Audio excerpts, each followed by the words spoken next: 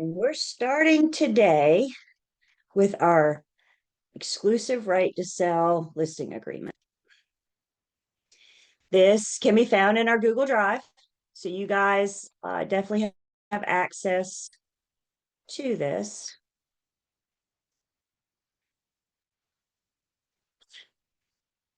Can you guys give me a thumbs up if you're looking at the exclusive right to sell listing agreement? Thank you.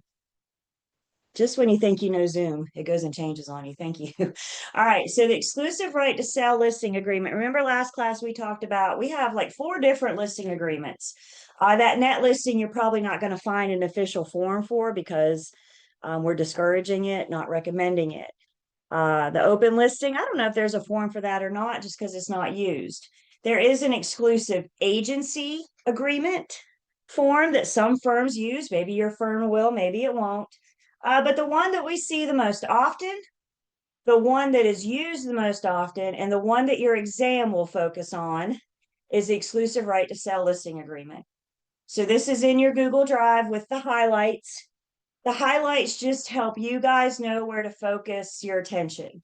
I think you guys should look over these agency agreements because there's testable points in here, and that's what the highlights are getting us to, or pointing us to. Eventually, you're going to have to read and be familiar with the whole thing, but we're just easing you in, just easing you in. So I got my exclusive right to sell listing agreement. It's an agreement between the seller and who? The firm. It is not with the individual broker. It is with ABC Realty. And we still spell out by the firm, starting with the services that we're going to provide. Seller has hired the firm as an exclusive agent to help the seller sell the property. Seller agrees to cooperate with firm. They agree that all leads and communication should be handled through the firm. That's why they hired me. The firm's going to act in their best interest. Firm may assign other agents to provide the services at any time. So we're letting the seller know that they're represented by the firm. And if we need another broker to step in, the firm has that right. The other thing we're letting the seller here know is important is that I'm going to handle the communications. Sometimes when sellers, friends, or families, or coworkers, or neighbors find out that their home is for sale, they'll go directly to the seller and say, "Hey, man, I want to buy your house." And the seller needs to know that they need to say, "Oh, that's awesome. Here's my agent's contact information. I need you to reach out to them." Y'all, that's why they hired me. This is why they hired me. So understanding our roles early on, I think is pretty important.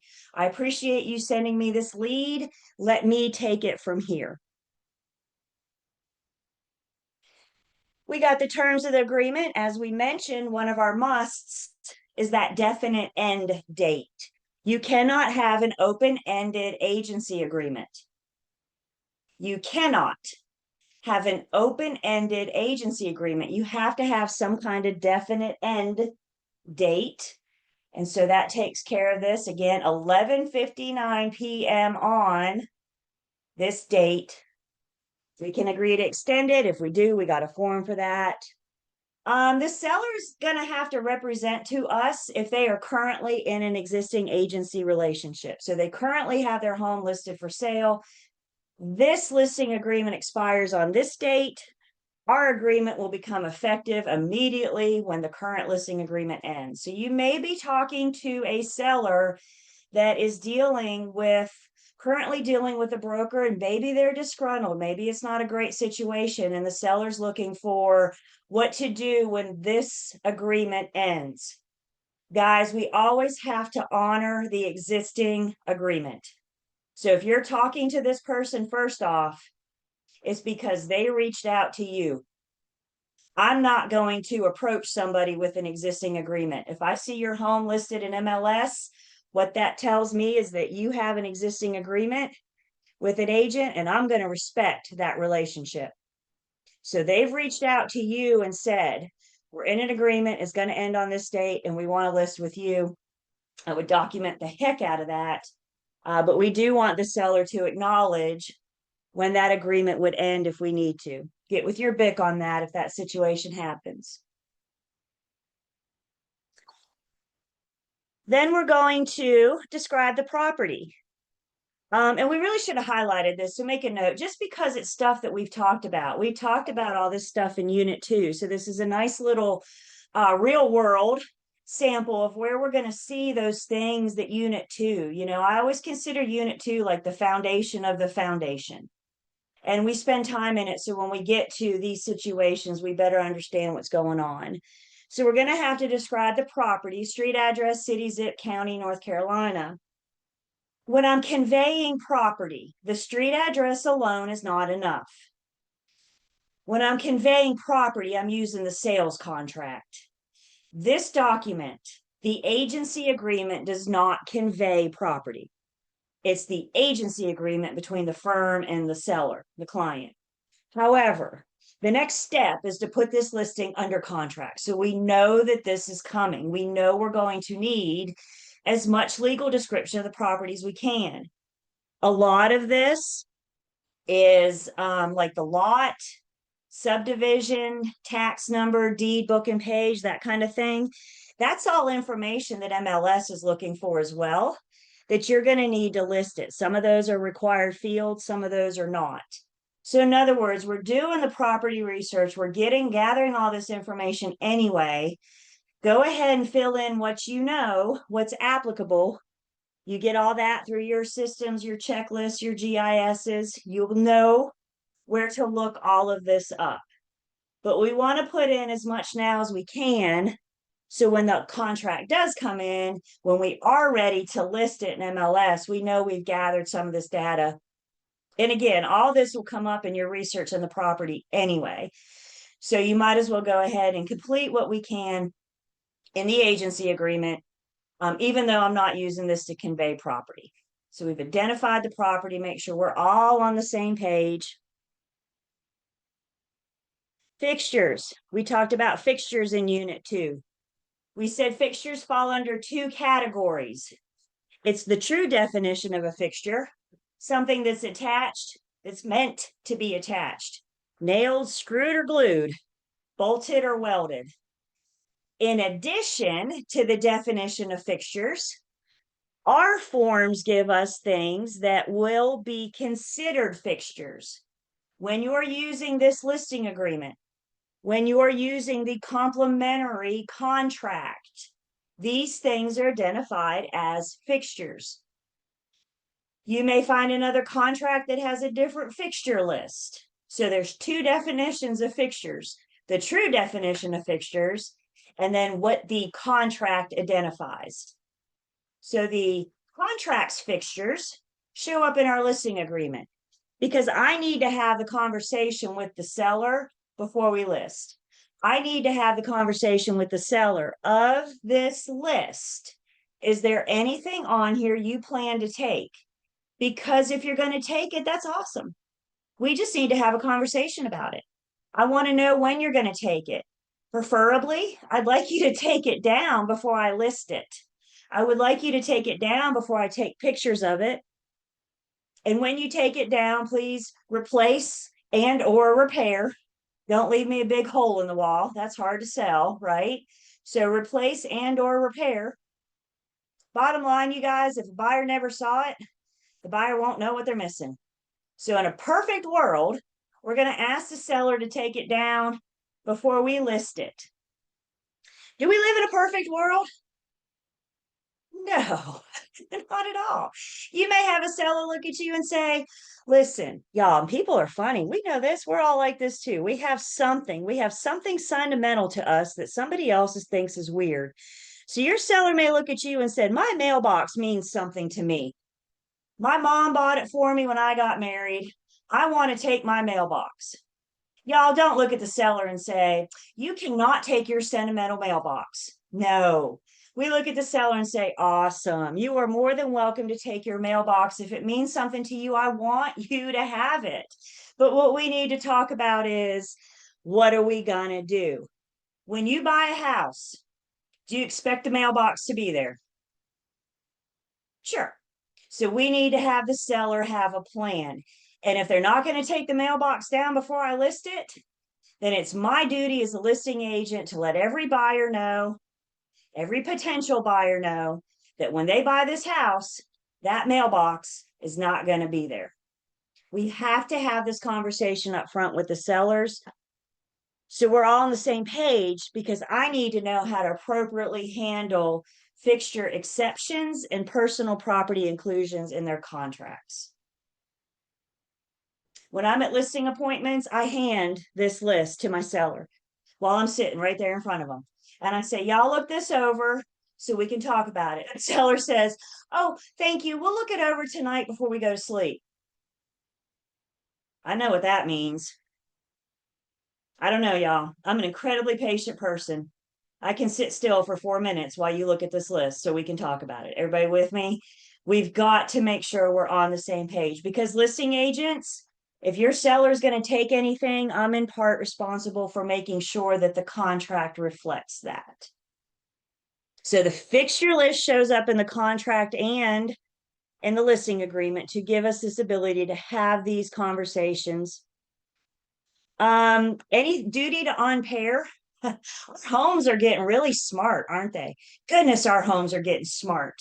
And anything smart that the seller's going to leave, they have a duty to unpair, set back to factory reset, whatever they need to do so the new owner can come in and connect and start their services. So we're going to have that conversation with the seller, make sure that they understand that. Mr. and Mrs. Seller, do you have anything that's leased or not owned, such as satellite dishes, CPI equipment, etc.? The seller can't convey what's not theirs.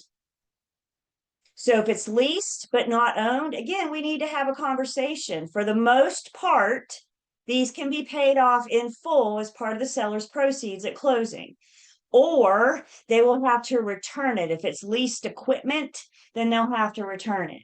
So are they going to lease to own? Or are they just leasing it throughout their contract? How long is their contract? These are kind of all jump points of conversations to help the seller better understand what they need to do with these things, or what they can do with these things that aren't theirs. But bottom line, you can't convey what's not yours. If the seller wants to take any fixtures that the buyer will see, that's the key. Will the buyer see it or not? So anything that the buyer might see, may that be in person or in pictures, we need to make sure that we exclude it. And listing agents, you really need to make sure that those fixtures are also excluded on the contract when it comes in. Make sure, again, you and your seller are on your same page. The opposite of fixtures then is personal property. Fixtures are meant to go, personal property is meant to stay. So at the listing appointment, we're going to ask the seller, do you have any personal property that you would be willing to convey with an acceptable offer? Probably the number one personal property item, hands down, without a doubt, is the refrigerator. The refrigerator is personal property. Let your seller know. Thank you for being willing to leave your refrigerator. Understand that the buyer is under no obligation to take it. So if they don't ask for it in the contract, then they don't want it. If they don't ask for it in the contract, they may have a better fridge and they don't want yours. Don't say it like that. But the seller needs to understand that if the buyer doesn't ask for it, it is still personal property, and they still need to make arrangements for it to go before it closes. Fixtures are meant to stay, personal property is meant to go. And just because the seller is willing to leave it doesn't mean the buyer wants it. So have these conversations. What would you be willing to leave? What happens if the buyer doesn't want it? Questions about our fixtures or personal property in the listing agreement?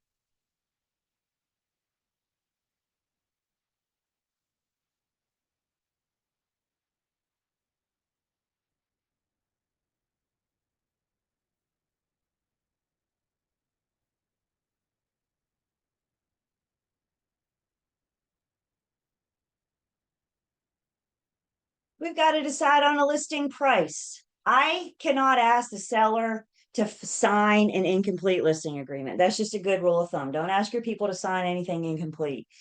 Specifically, I cannot ask the seller to sign the listing agreement until we've agreed on a listing price.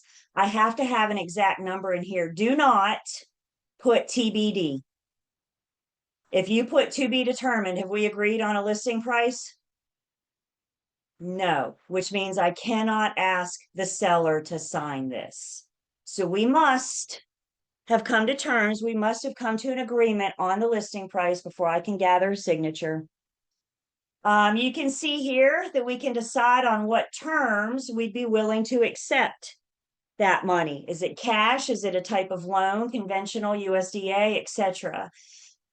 We're going to talk about all these loan types, FHA, VA. All of this is coming in Unit 6. And one thing we're going to learn when we get there is that some properties don't qualify for all loan types. So, for example, if the property doesn't qualify for an FHA loan, then I'm not going to advertise that we would consider an FHA loan. So understanding the loan types will better help us understand what properties may or may not work with that.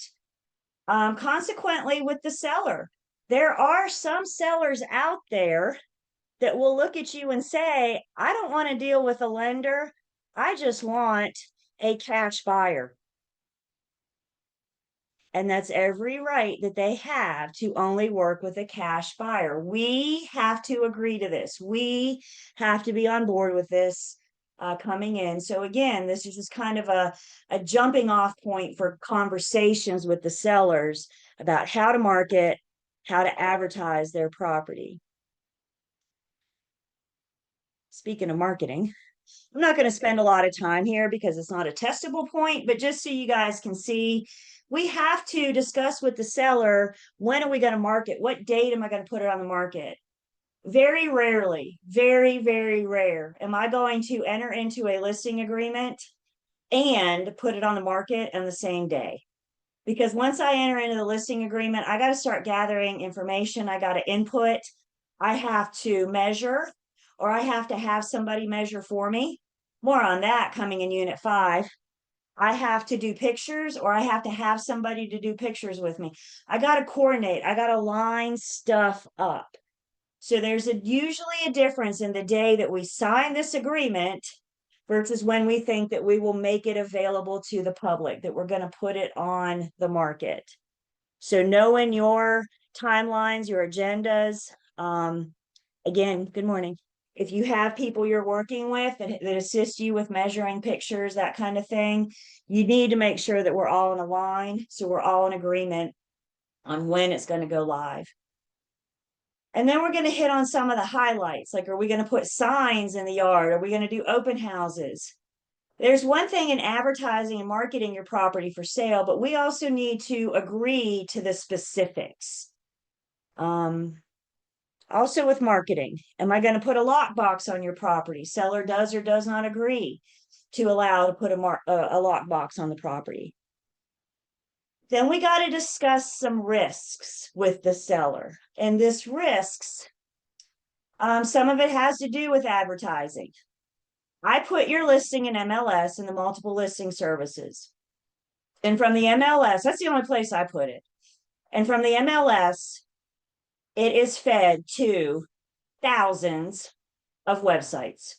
Zillow, Realtor.com, Homes.com, Allen Tate, Coldwell Banker, Keller Williams, all the places out there that you see homes for sale, it all starts in the MLS. And I tell my seller, I am responsible for the information in MLS. Some of these other websites may not interpret my information the same. I can't control Zillow. I can only control what I do. So we're cautioning the seller. The fields may not match up exactly. For example, Homes.com may have to make it work for their system. Because you guys think about Realtor.com, they are feeding from all of the MLSs all over the country.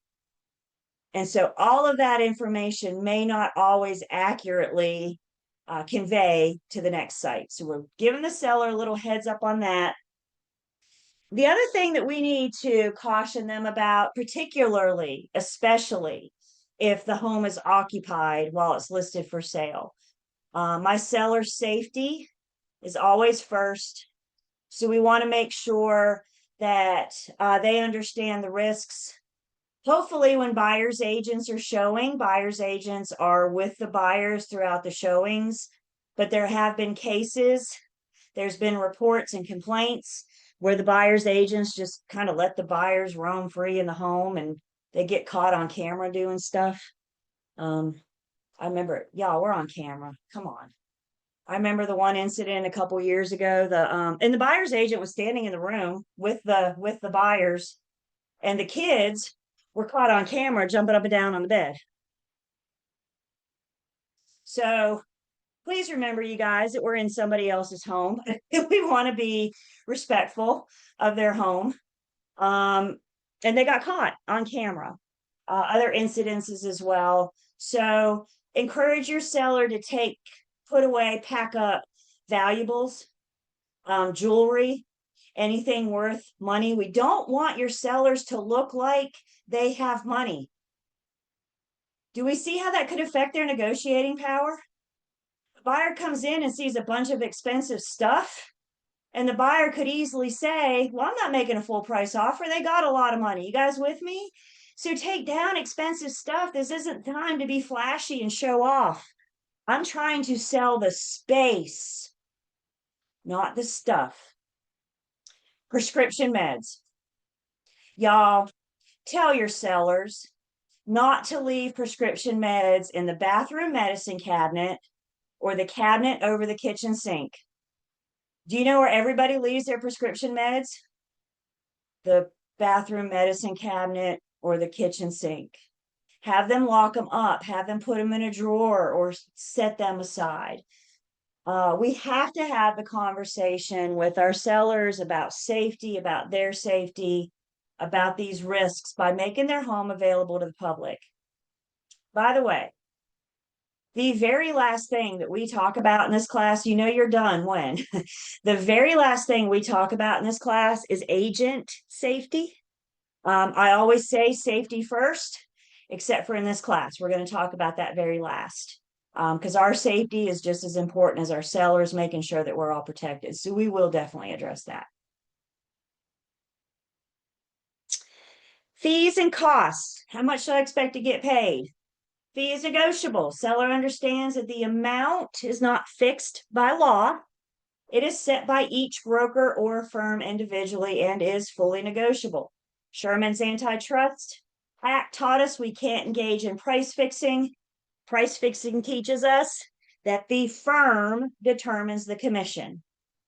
So when we're talking about fees with the sellers, there's two different fees that we need to talk about. Fee number one is the firm's fee. How much do we expect to collect when we have sold your home?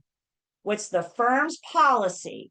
Is it a percentage? Is it a flat fee? Is it some other kind of amount? What is the firm's policy for selling the seller's home? Whether or not that's negotiable or up is up to, or how negotiable is up to the firm's policy. Fee number two is if the seller agrees to pay the buyer's agent. So we got a cooperative compensation to the other agent. Seller has no duty to offer compensation to an agent working with the buyer. Seller does or does not agree to offer cooperative compensation. This is a different conversation. There is no requirement for the seller to pay the buyer's agent. If the seller's not paying the buyer's agent, remember my buyer's agency agreement said I will always ask the seller first, but if they can't or won't, then the buyer's going to pay. So whether or not the seller or the firm pay the buyer's agent all starts with this discussion in our agency agreement.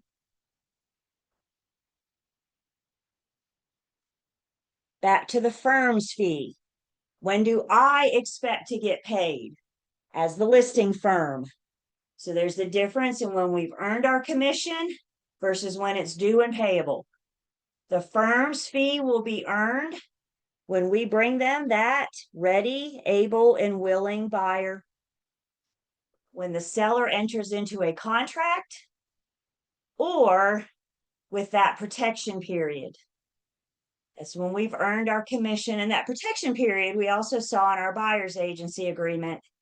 If this property goes under contract within X amount of days after our agency agreement expiring, then I may still be entitled to a commission.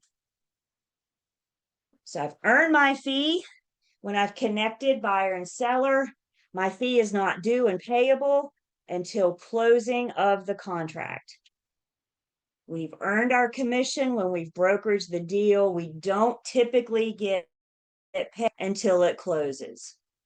And again, the question always comes up, but what if it doesn't close? You may or may not get paid. It's going to be up to the firm to decide if they want to go after the seller for commission if it doesn't close. You cannot. Questions on our fees, our commission, when it's due and payable.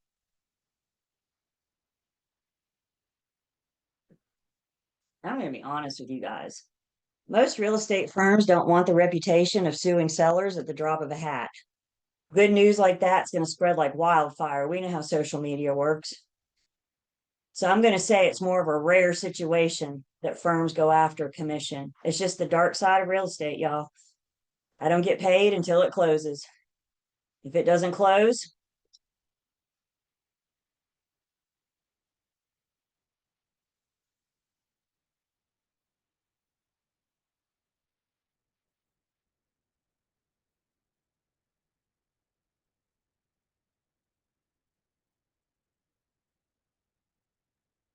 please make a note. Starting on page 4, we go over dual agency as it's explained to the seller.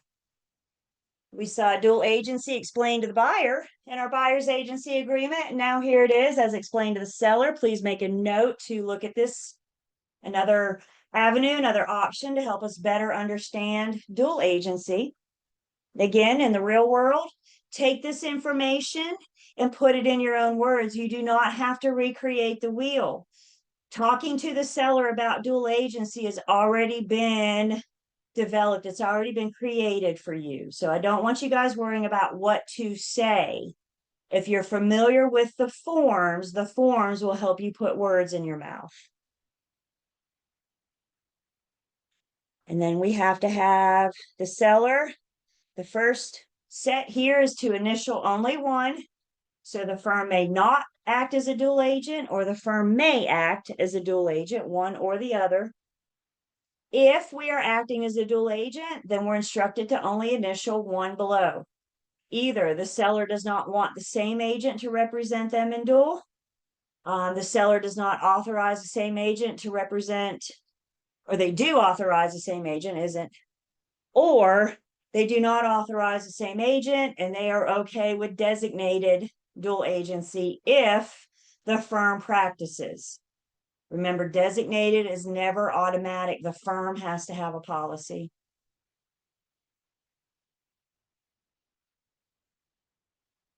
Material facts.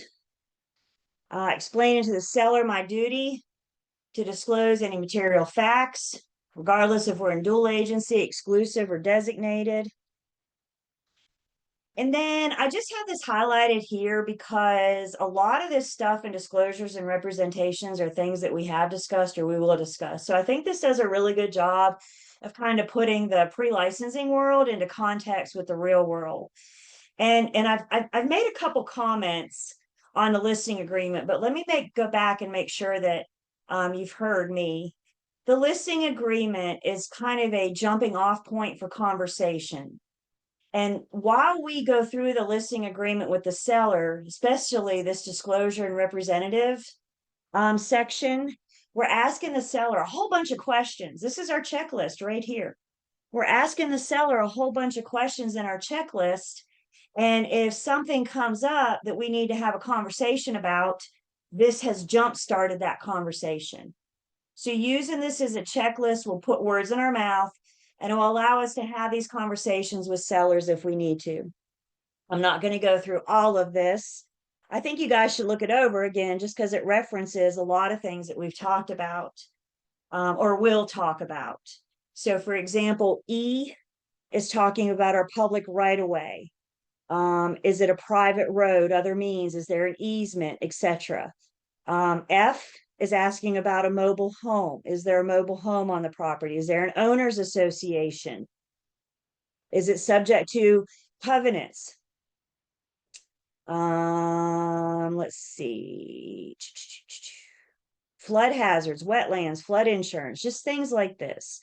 So again, I encourage you guys just to kind of use this because I do think the agency agreements, the forms definitely kind of fill the gap between real world and pre-licensing world. And as you guys look through these, like I said, some of it we haven't talked about yet, but I bet you if you look through it, some of the stuff, you can be like, I now know what that is. And if you do, it's probably because of Unit 2, because we built that foundation. By the way, I'm still going. We're down to U. So there's a lot of things. There's a lot of things to ask the seller. And again, depending on my research and their answers will help me know how to proceed. What, if anything else, we need to do. Great checklist. Very, very helpful to make sure that we're getting all the information. Comments on that?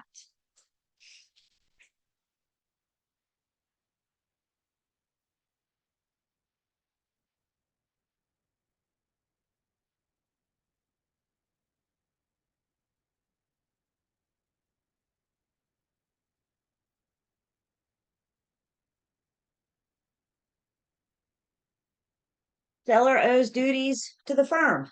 So seller's going to agree to fully cooperate, provide reasonable access to the property, provide the firm with any documentation or information that we might request, etc., etc. Reasonable access to the property.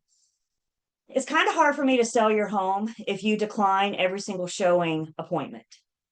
So, and look, you guys, there's a difference in not available during this time or never allowing a showing. Talk to your sellers, especially today. A lot of us are working from home. So we might be dealing with sellers' home schedules. Maybe they have meetings or appointments. You could have a stay-at-home mom. You know, we just had another baby and the baby takes the nap from 1 to 3 every day. All right, we can work with this. We can say no showings from 12:30 to 3 o'clock, right? I can work with your schedule and I will work with the seller's schedule. I can't work with the seller that never allows a showing. You know, your seller may call you and say the whole house has come down with the COVID. Ooh, we don't want to show anyway right now, do we? So maybe we say no showings for the next couple days to let you guys get better. We got to work with the sellers, and that's why it says reasonable access to the property. If the home is occupied, then more than often, either the broker or the seller will have to approve the showing. So the showing request comes in, and then one of us will have to approve it. If it's vacant, we can either approve it or we could just do a go and show. Just go. Here you go. Surveillance, photography, and video. As mentioned in our buyer's agency agreement, federal and state law prohibit the recording of oral communication without consent. Listing agents, you must talk to your seller about this, especially with as smart as our homes are getting.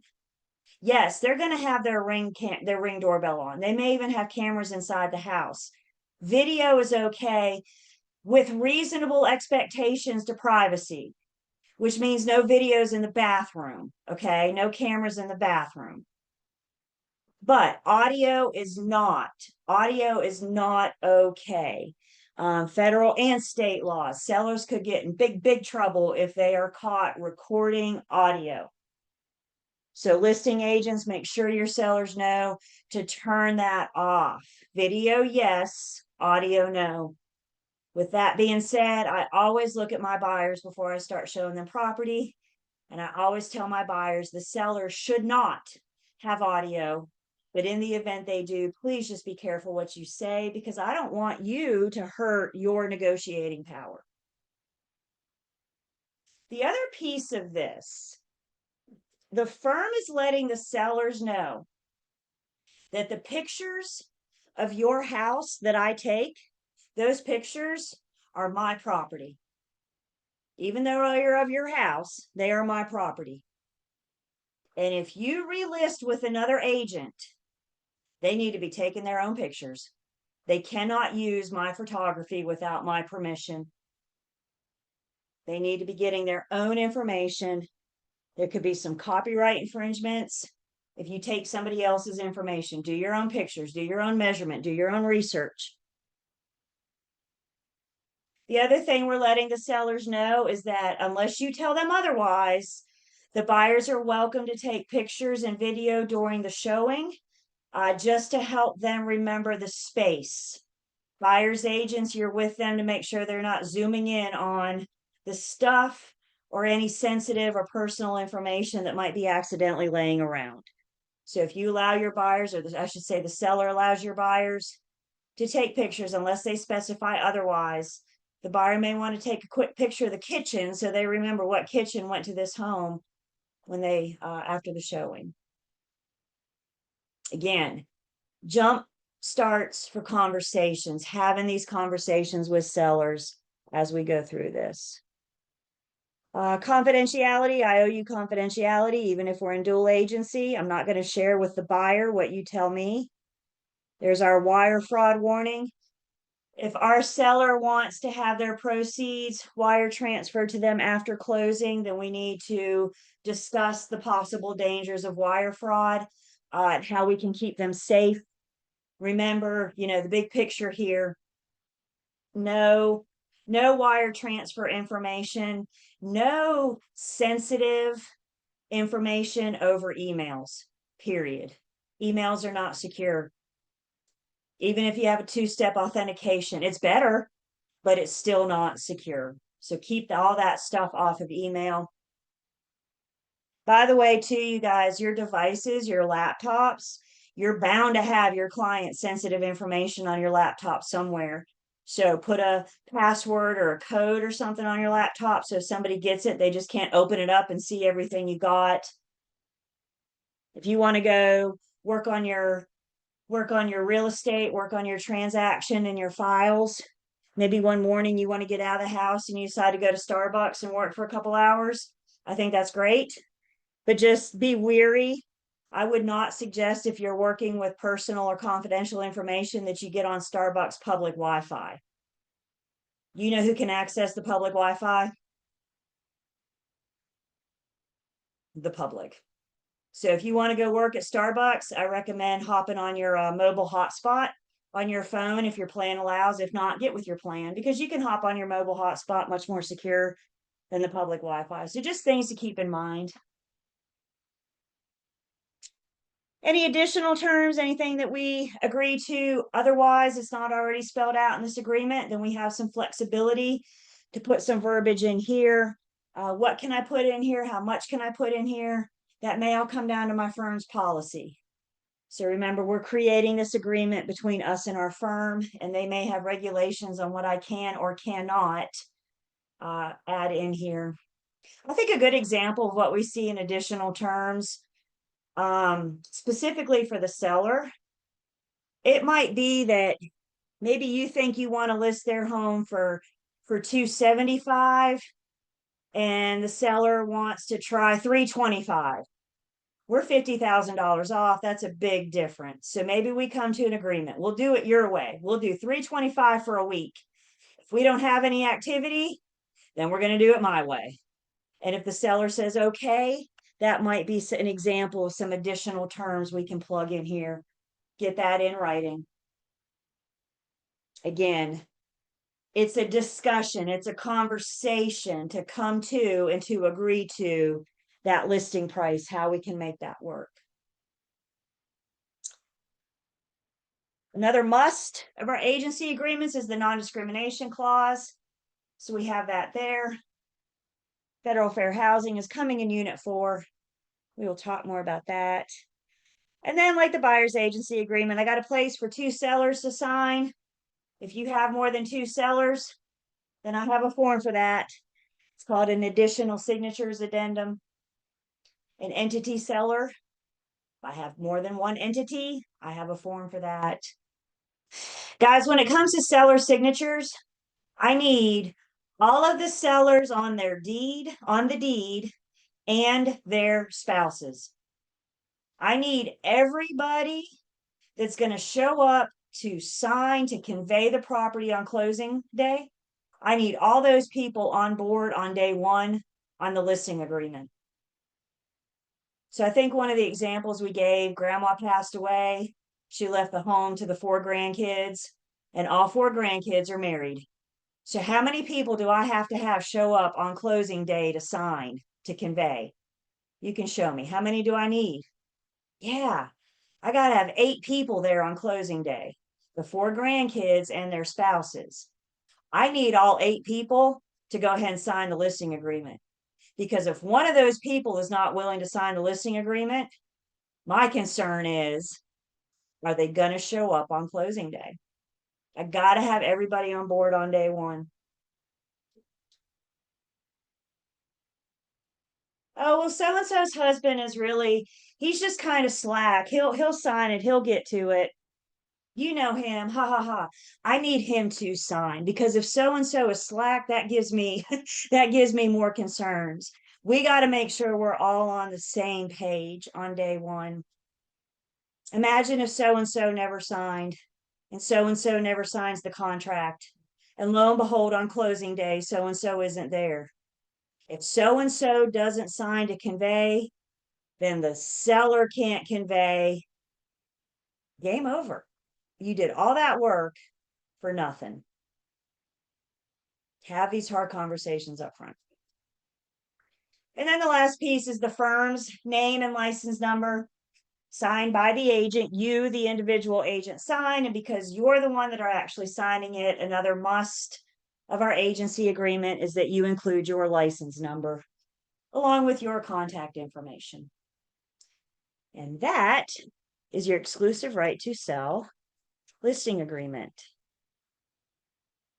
Again, can be found in your Google Drive along with your buyer's agency agreement. I encourage you to focus on the highlights. Eventually, you'll get to focus on the whole thing, but one thing at a time.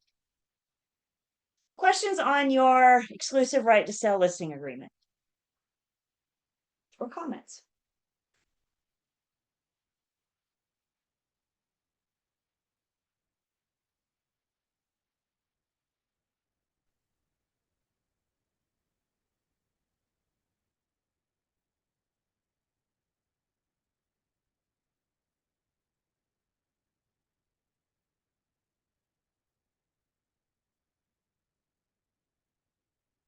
So our Google Drive, buyer's agency, exclusive right to sell. As a reminder of a couple things in our Google Drive, if you've not been poking around in here, there's some good stuff. So just a quick refresher. I know the first day of class seemed like so long ago. So we do have a document with our tentative schedule that gives you our cram course date or your cram course date, your exam dates, those kinds of things. So make sure you're looking at this tentative schedule. Please make sure you have these dates in your calendar. Y'all, October's not that far away. And believe it or not, October will be here before we know it, right? So don't let this get away from you. Eli, is that a question? I do have a question. Yes. Yes. So, if Zillow can access MLS, but like where are they getting the pictures from? And if you have exclusive right to the pictures, um, So, yeah. so they're my pictures that I make available to the public. Okay. So like Zillow and Realtor.com, all that, it's an IDX feed, Internet Data Exchange, and somehow Realtor pulls all that information from MLS. So it also, I only have to put it in one place. And then from there, it's fed to everywhere where you see a home for sale. So I guess the good news, are you guys hearing me, y'all? We don't have to put our listings in Zillow, Realtor, Homes, da da da. We just put it in one in that Internet Data Exchange, that IDX feed. I got a question in the chat. Is the form highlighted in the drive? Absolutely. And this is why I'm referencing you here instead of Learn Test Pass. Learn Test Pass isn't highlighted, but the two agency agreements in your Google Drive is. So you guys have those highlights so you know where to focus.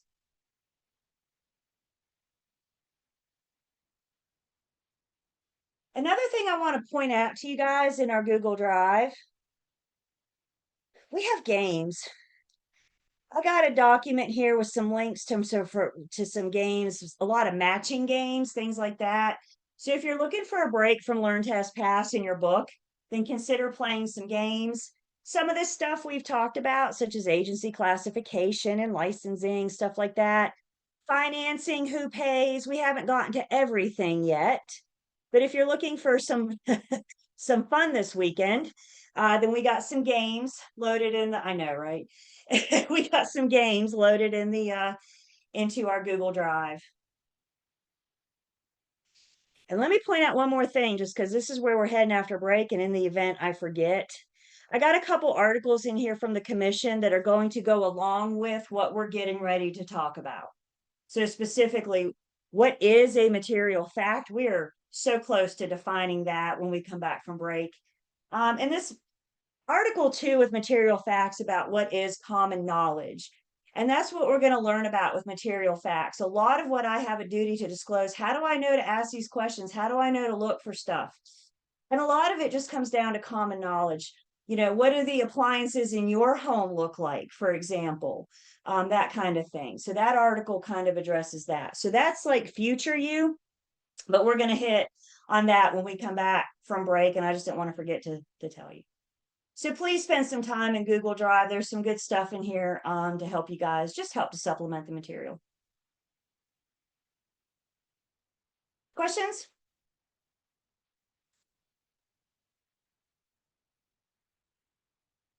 Let's take a break. When we come back, material facts.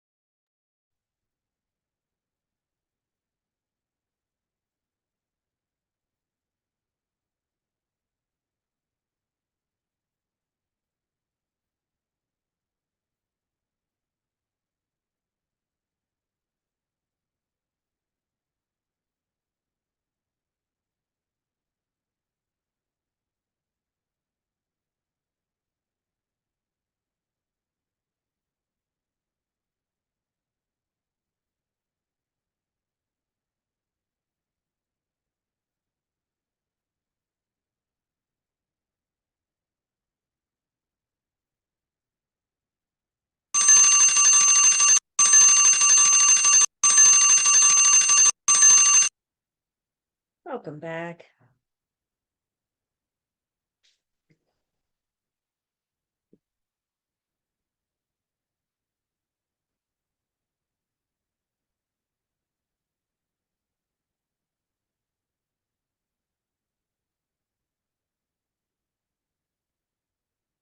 Cameras are on.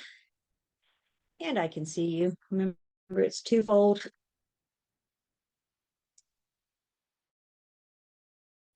Am taking attendance.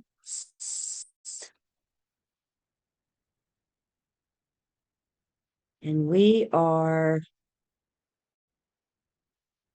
moving on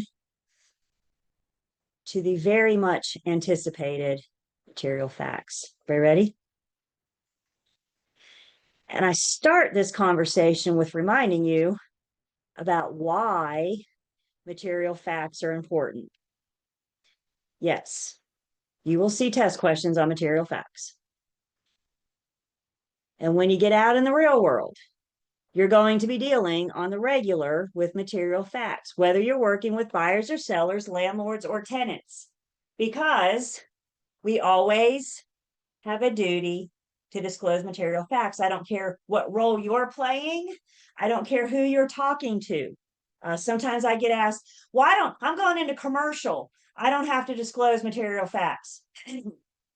We always have a duty to disclose material facts. I don't know why residential is different than commercial is different than agricultural, industrial. We're still working with buyers and sellers, landlords and tenants. We're still playing the role of a broker. Material facts are important for your test. Material facts are important for your real world, for your practice. Because as we can see, this was 21, 22, 23, 22, 23, 23, 24. I can't, y'all, the last 4 or 5 years. The number one disciplinary action violation has been, there it is, material facts. So with that being said, what is a material fact? So we've even hit on this. I hope we've hit on this pretty hard. We always had that duty to, please note, not just disclose, but I've got to discover. I've got to be paying attention to those little red flags. If something doesn't look right to me, if something looks out of sorts to me, then my little red flag goes up to ask me to investigate, to ask me to ask questions, to find out more. I don't know what the answer is, but I do know my flag went up. So I need to gather some more information. It's not just this duty to disclose what somebody happens to tell me in the passing. It's this duty to discover, which means I have to look. When I go in a home, I'm not walking in the home going, gee, I wonder if my husband and I could live here. I'm not the one buying it. I'm not the one selling it. When I go into a home, I'm looking at the property. I'm looking up at the ceiling. I'm looking at the walls. I'm looking at the floor. I'm looking at the baseboards. I'm looking around. And not just inside, y'all, it's outside as well. Is there anything outside within the property lines that might throw a flag up at you? We've got to discover and disclose. Please make a note for me. I think this is where a lot of agents get in trouble with material facts. My job is to discover and disclose, not diagnose. My job is to say, hey, stain on the ceiling. What caused it? I don't know. Because if I answer that question, aren't I acting like a roofer or a plumber? Stay in your lane. My job is to say, stain on the ceiling, let's look further into it. Let's investigate it. I am not saying stain on ceiling. Clearly, there's a leaking flashing on the roof and they need to get some sealant up there to fix it. Who do I sound like? Do I sound like a real estate agent? No, I sound like I better have a certification or license in roofing. You guys with me? Stay in your lane. Even if the property is being sold as is. Fun fact, in North Carolina, they are all sold as is. All homes in North Carolina are sold as is, which means the seller does not have to fix anything. They don't have to repair. They don't have to fix. Could we ask, could we negotiate for them to do repairs?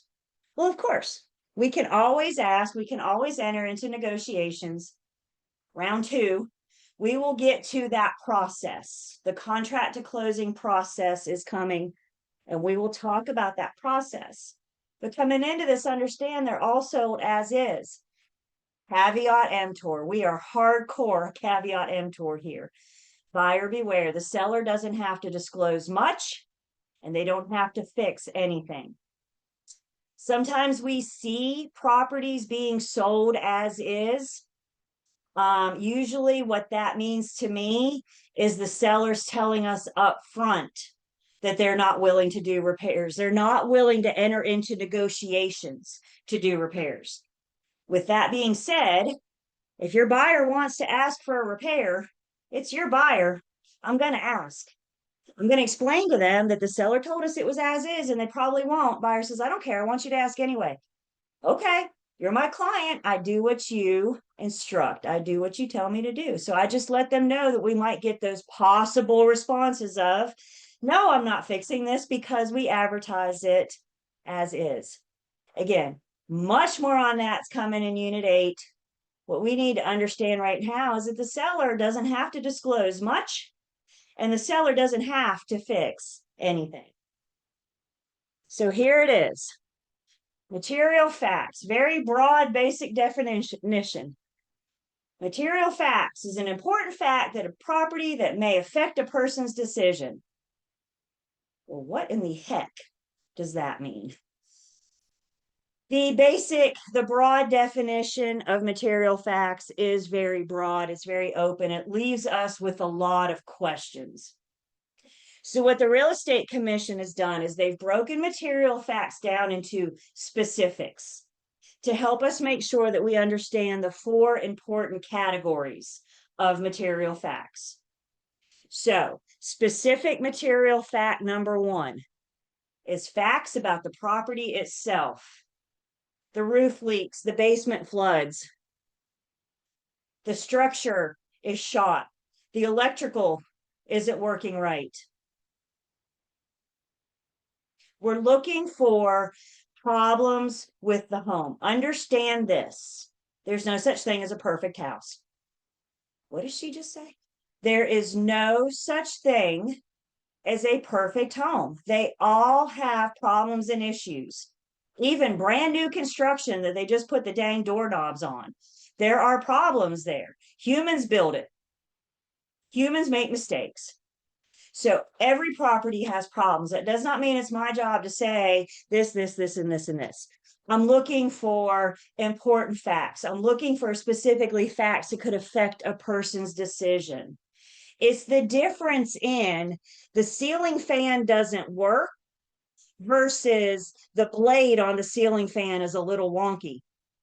If a wonky ceiling fan blade is going to prevent you from buying a house, I'd say if a ceiling fan is going to prevent you from buying a house. But that wonky ceiling fan blade, if it still works just because it's a little wonky, I don't have anything to disclose. Now, if the whole ceiling fan, because it's a fixture, if the whole ceiling fan doesn't work, then we would be best to let the buyer know that when you buy this home, you're not going to buy it with a working ceiling fan. It's any facts about the property. We're going to look at a lot more specifics, talk about some more examples. I have more resources for you guys. The second point, the second thing that would be considered a material fact are facts relating directly to the property, such as a proposed zoning amendment. NCDOT wants to widen the road or put in a beltway nearby. We're going to redraw the school board lines. Taxes.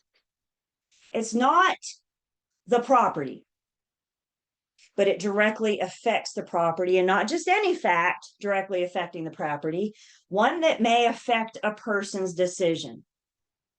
So in investigating and learning about the potential listing or helping this buyer, we're not just studying the structure. We're studying the things about it, around it. We're pulling NCDOT. We're pulling, like we said, school boards and taxes. We're gathering the information and letting the consumers, letting the buyers know, and maybe even the sellers, about any of these zoning amendments that could directly affect or directly impact the property. Those zoning signs, when you start seeing those pop up, there's a proposed zoning amendment on the table. Maybe they want to go residential to commercial. That's something that could impact a person's decision. The third point, the third material fact. Facts about the ability of your principal to complete the transaction. Let's talk about this one, because this one I think is the one that we have a harder time wrapping our brains around. When we talked about old car, let me see your mouths move. What's the C in car?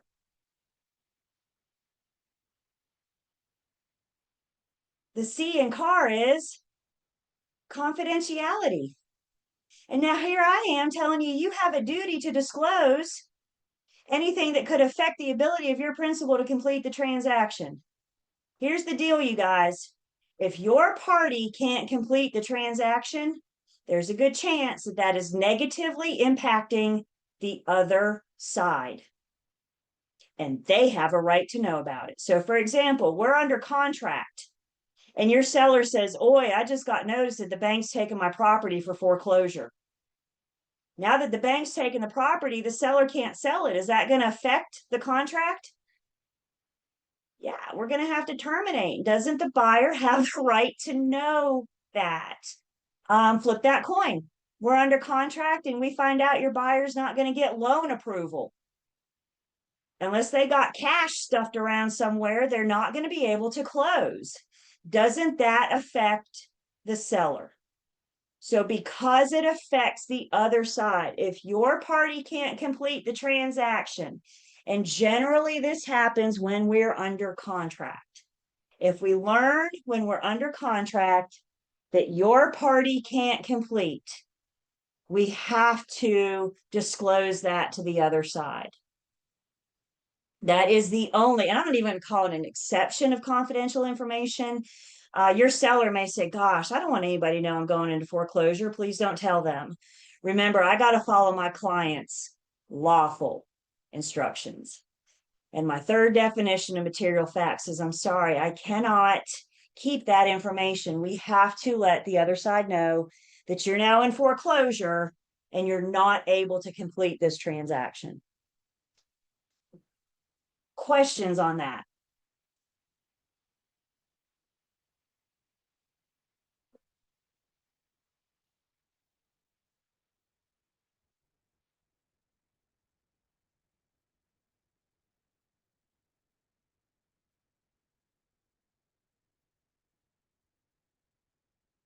The fourth one is just for us, not so much public material, but the fourth one kind of coincides with one of my super simple philosophies. And one of my super simple philosophies says, if it's important to your buyer, then it's important to me. If it's important to your seller, then oh yes, it's important to me. Once they share something of importance to them, then it becomes a material fact for me. Maybe your seller tells you, for example, from last class, if I can't make X amount on the sale of this home, then I can't afford to sell. Do you, the broker, now have a material fact on your hand? You have something of importance of your seller. Now, I'm not saying you tell all potential buyers they got to make X amount. We're still going to hold that confidentiality. But the seller shared that importance about them to me. And once they share that with me, it's a material fact. I need to make sure that they're going to make X amount.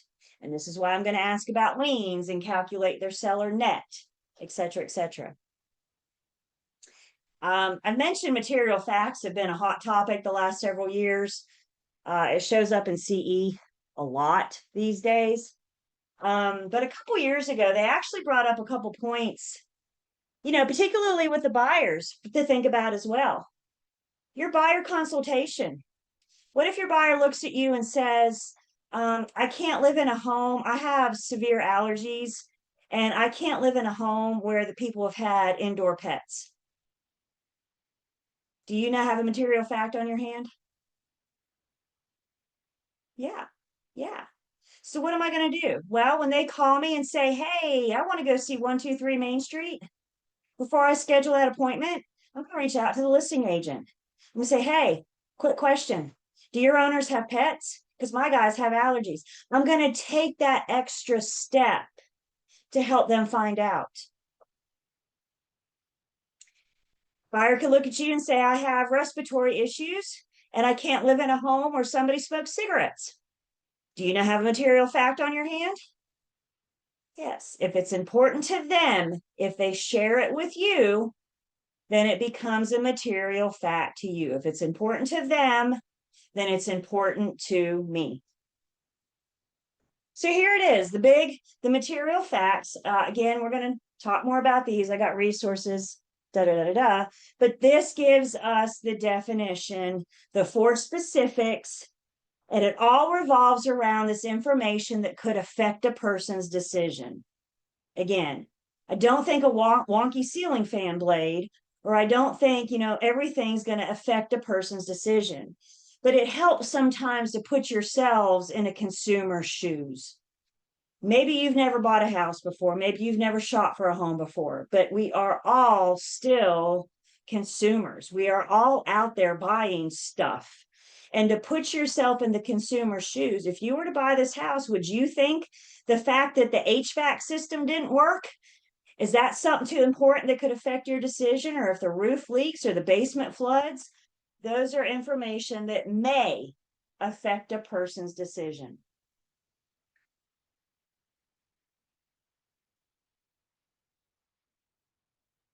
And the other thing I have to say before I move on, when in doubt, disclose.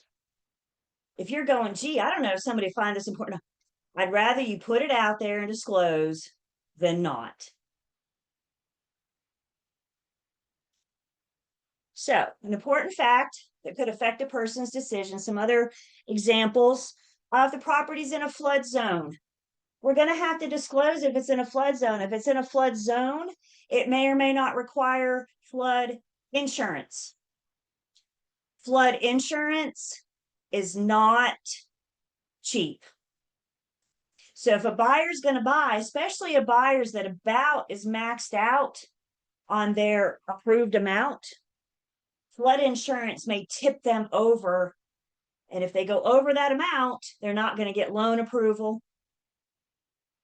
So looking at those flood maps that we have access to, helping them determine if it's in a flood zone, if we do know it's in a flood zone, or when we know it's in a flood zone, then we have a duty to disclose major defects on the property. And again, use that word major loosely. I'm not going to come in here and tell you every single problem with the home, because I don't think every single problem is going to affect a person's decision about whether or not to buy. However, problems with the foundation, the roof, the electrical, the plumbing, that stuff gets expensive. So major defects, major problems in the home.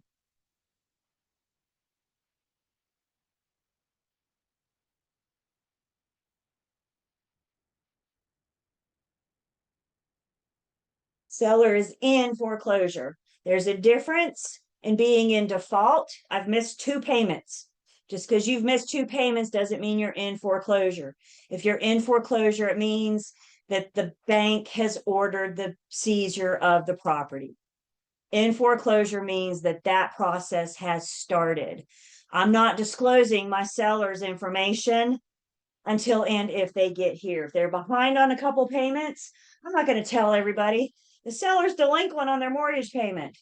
But if they're in foreclosure, the process has started. And at the end, the court will have taken the property on behalf of the bank. Unit 6, more on that. So just to give us some ideas, some examples, again, we got some more coming. The name of the game, you guys, is to disclose. The vehicle that I disclose don't matter. I quite frankly don't want to put in my public remarks all the major defects of the property. I don't think that's how I want to use words to advertise a home. However, I could put it in my public remarks. In MLS, we have a field that you guys don't see out in the public, out on our third-party websites. It's called agent-only remarks. It's information that we can share with each other that doesn't get fed out to the other sites. So maybe you mention these defects, you know, crack in the foundation, for example, in your agent-only remarks. Maybe when an agent calls and schedules the appointment, the showing appointment, that's when you reach out and say, by the by, the roof leaks. Maybe you send it an email, a text, you call them. Again, the vehicle of disclosure of material facts does not matter. Just remember to document everything.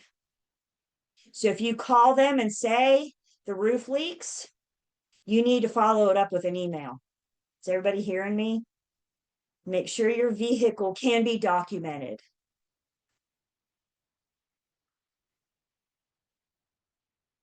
There are some things that the Real Estate Commission has given us that they've said they will always be material facts. So in other words, you don't have to stand around and ask yourself, is this material or not? If you come across any of the following things, the answer is yes. It is automatically a material fact and we must disclose it. So automatic material fact thing number one is leaking polybutylene pipes. Polybutylene pipes are just a type of pipe. They're plastic pipe. They're white. They usually have red or blue lettering on it. And to say this as simply as I can, they're cheap. And the old saying is, if they haven't leaked yet, they will. Once they have leaked, once they are leaking, they will always be a material fact on the property, even if they've been replaced or repaired. Once they have leaked or leaked in the past, they will always be a material fact. If they're not leaking yet, they're not a material fact yet.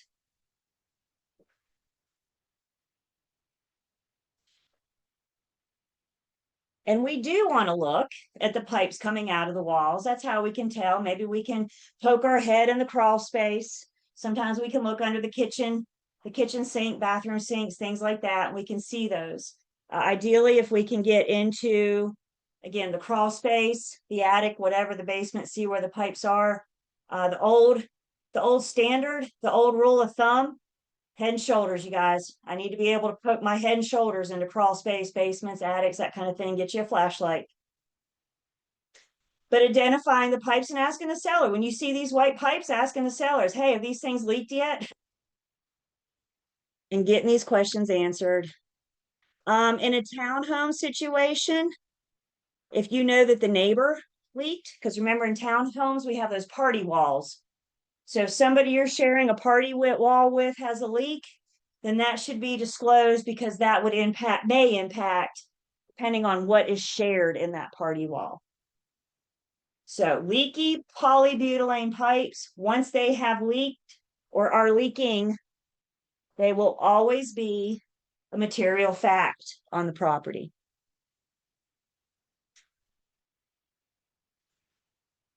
Good morning.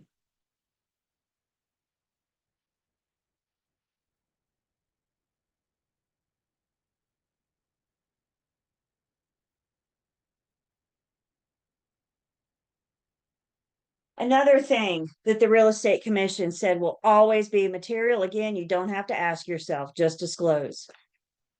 If the property's ever been clad in synthetic stucco, also known as EIFS. EIFS is an exterior siding. So you guys see like vinyl siding and shag and stuff like that. So EIFS is just a type of siding. Stucco siding, it looks like concrete. It's real rough looking. I tend to associate that with like Spanish style homes. That's stucco. Stucco's okay. Stucco's cool. The problem with EIFS is it's synthetic. It's fake. and how it's installed, just how it is built to begin with. It's not as sound and secure as stucco. And with synthetic stucco, water, moisture gets behind it, and it can eat away and tear away at the structure, at the wood framing for sometimes years before it's discovered. So if the property has ever been clad in synthetic stucco, even if it's been repaired and replaced, it will always remain a material fact on the property. Best way to tell if it's synthetic stucco or real stucco is knock on it. So if we go outside during break and y'all knock on your driveways or your sidewalk, that's real concrete. That's solid. If you knock on fake concrete, it's hollow.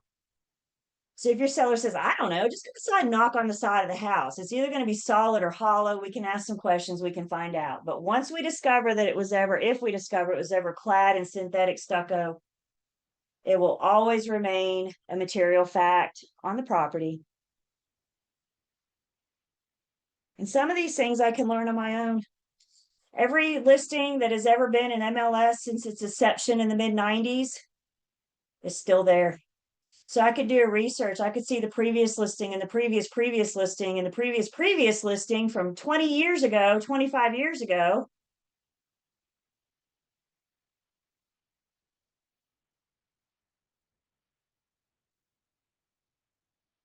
The third thing that the real estate commission said will always be a material fact is if the property was ever the site of a former meth lab. Now, bear with me. I'm certainly not suggesting that you sit at the listing appointment, look at the seller and say, so if y'all ever cook meth in here, please don't do that. Please don't do that. But what I am saying is if we do find out that it has been the site of a former meth lab, we have to disclose. Y'all, what if the sellers had a tenant there for the last 15 years? And they just find out that that tenant just started cooking meth and then they evict him and then decided to move. You guys with me? Don't automatically blame the sellers. It could have been their tenants. Maybe their adult kid was living there and was cooking meth, something. If you find out that the property was once the site of a former meth lab, we have to disclose that. Meth, when it cooks, absorbs into the walls, the ceilings, the floors, the wood, the structure. It doesn't just dissolve and go away. Somebody told me once, if you walk into a home and it smells like a nail salon, your little red flag should go up to ask some questions.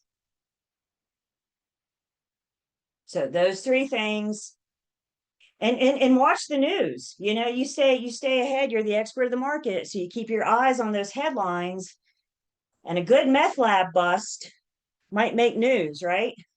So, you know, another good thing when you're preparing for that listing appointment, just put the address in Google and see what headlines pop up about it.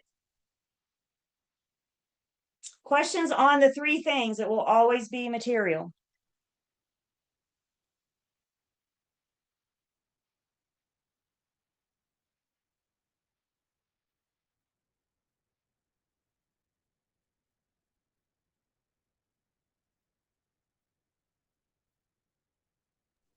I have a question. I hope it's not a silly one, but wouldn't the home inspector check for these things? They might, but if they've been covered, if they've been, you know, and my job is that whole discover and disclose. So I'm trying to discover these things before I even list it.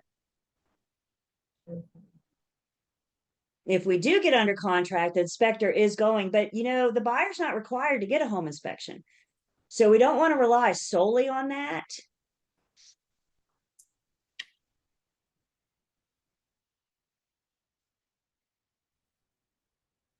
But we're trying to discover a lot of this information before we ever list it, before we make it available, so we can disclose these things to interested buyers, potential buyers. So as a seller agent, can we recommend the seller to get the home inspected to uncover if there are anything? Absolutely, Sandeep. So I can look at the seller and I can say, A buyer will probably have a home inspection. There's something out there called a pre-listing home inspection. Pre-listing home inspection that a lot of our home inspectors will do. It's not the full blown that the buyer's going to get, but they're going to look at the major components. So if there's any issues that come up, maybe we'll address it, you know, before a buyer ever comes along. It's something I can recommend, but the seller still chooses if they want to do that pre-listing home inspection or not. Okay, and the pre-inspection report can also be used as a document to show to the That's right. buyer. Okay, That's right, Sandeep. So once we've had that, I got a report with material facts, don't I? So now it's really easy to disclose with the seller's permission, of course, because it's their report. So I need their permission. But okay, yeah, I think we're seeing more and more pre-listing home inspections, just to try to avoid issues later down the road. At least let me know what's up, what we might face. Maybe the seller wants to fix something on that report. Maybe they don't. They're under no obligation to. But yeah, it's definitely something I recommend. I can't make them though. Good questions, you guys. What else? So what if we did the home, like not us, but what if we had a home inspector do it? Because maybe we don't feel comfortable with. If that, yeah, no, you'd probably be paying for it. So if that's what you want to do, then we just have that conversation with the seller. You don't know, and I'm not sure. So what about maybe we split the cost? You know, maybe we work something out, right? But somebody's got to, and I'm going to have the seller to pay for it first. But somebody's got to be willing to do that. Yep. And bottom line, you guys, please always remember, I don't have to take any listing. These listing agreements are a two-way street. We both have to enter into it. So if you're not trusting this seller, if you don't have the warm fuzzies about them and you don't believe half of what falls out of their mouth, that's something you need to take into consideration before you sign that listing agreement. Let me say that again. Before you sign the listing agreement. Because once you're in, it is old car all the way. Period. Once you're in, you're in. So we both have to decide before we get in.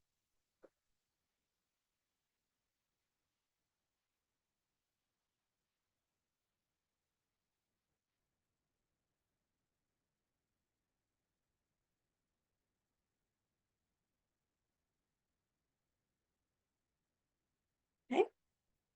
So let's back up just a bit.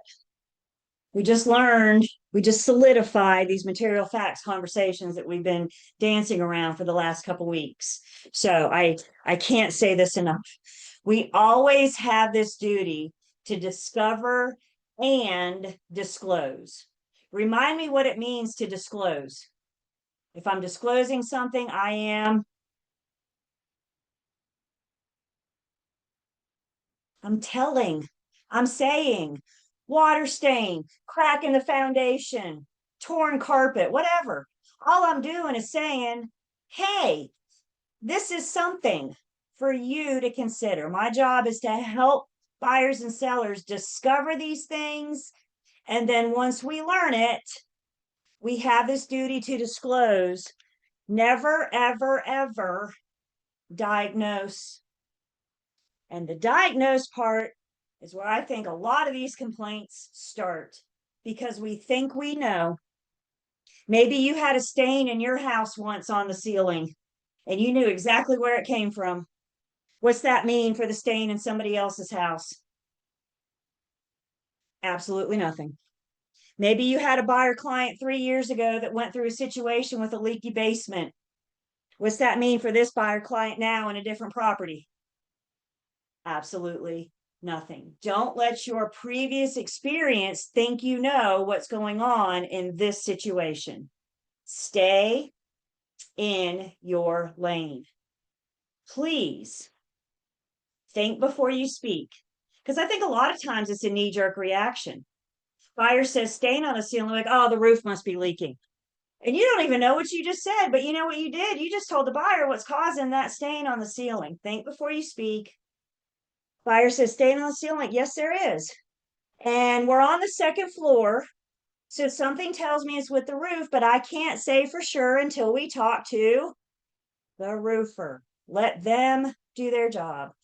When we get to Unit 8, again, the contract to closing process, the buyer has time to do inspections. They have time to do investigations. And if they want to learn more about that stain on the ceiling, then we have time to get the roofer or the plumber or whomever in to help us learn more. So agency teaches me to stay in my lane. The R in old car, reasonable skill, care, and diligence, teaches me the speed limit. Just because you can doesn't mean that you should. We should never diagnose. I'm going to identify property conditions. Again, I'm looking, I'm smelling, I'm seeing, I'm listening.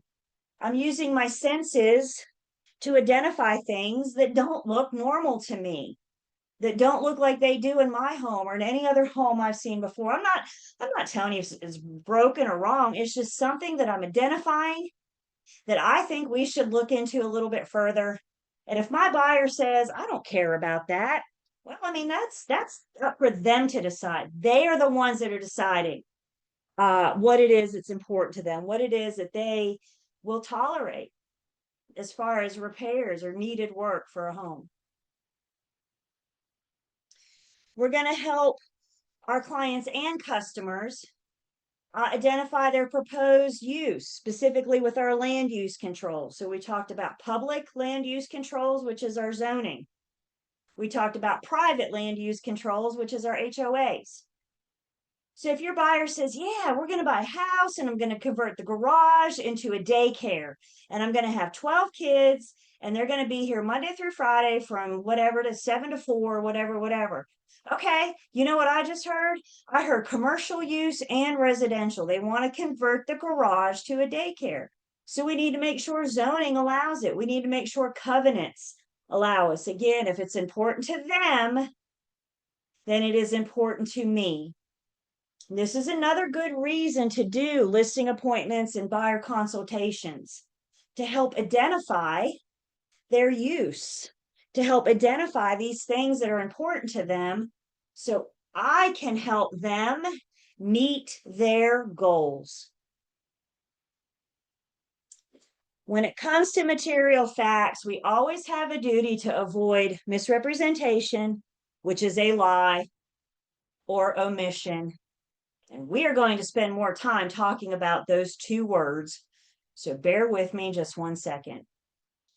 But bottom line, what I hope you're hearing, let me say, we've always got to be on the lookout for those little red flag situations. And if your little red flag goes up, it's prompting you to learn more. It's prompting you to ask questions. Maybe call the listing agent. Maybe you call your home inspector. It's prompting you to learn more. It's prompting you to help gather more information. I can never, ever, ever be an ostrich and keep my head buried in the sand. When I walk into a home, I need to look all around. I need to listen. I need to smell. I cannot walk into a room and be like, I don't see any problems here. Everything's shipshape. We've got to be able to, again, use our senses and look out for the red flags. If you see something, say something. My job is to disclose. Buyer, I see this, this, and this. What they do with that information is entirely up to them. I'm a fact finder. I help you gather the information for you to make an informed decision. Questions?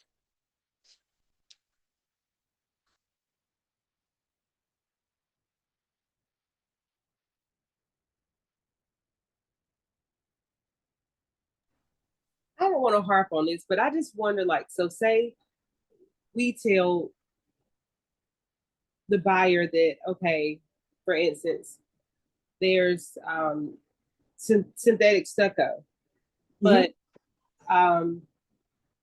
the seller says that it's not, you know what I mean? Like, So my job is to say, I know the seller didn't disclose, but I think this could be an issue. You should consider investigating this further. We could have an inspector or contractor come in at the buyer's expense if they wish. The contractor could come in and give us more information about that stucco. I can't make you, but what I can say is my flag went up that made me believe that this is synthetic stucco. So you may want to consider learning more about it. You may want to consider as part of your inspections and investigations. You know, and I may look at the buyer and say, gosh, this whole ceiling has stains on it. And the seller told us that the roof is 30 years old. And the buyer may say, oh my, I'm not buying a house with a 30-year-old roof. Or they may say, my dad is a roofer. I'm not worried about that. I can take care of that. They got to decide what to do with the information that I've provided them, to what I've disclosed. My job is just to tell.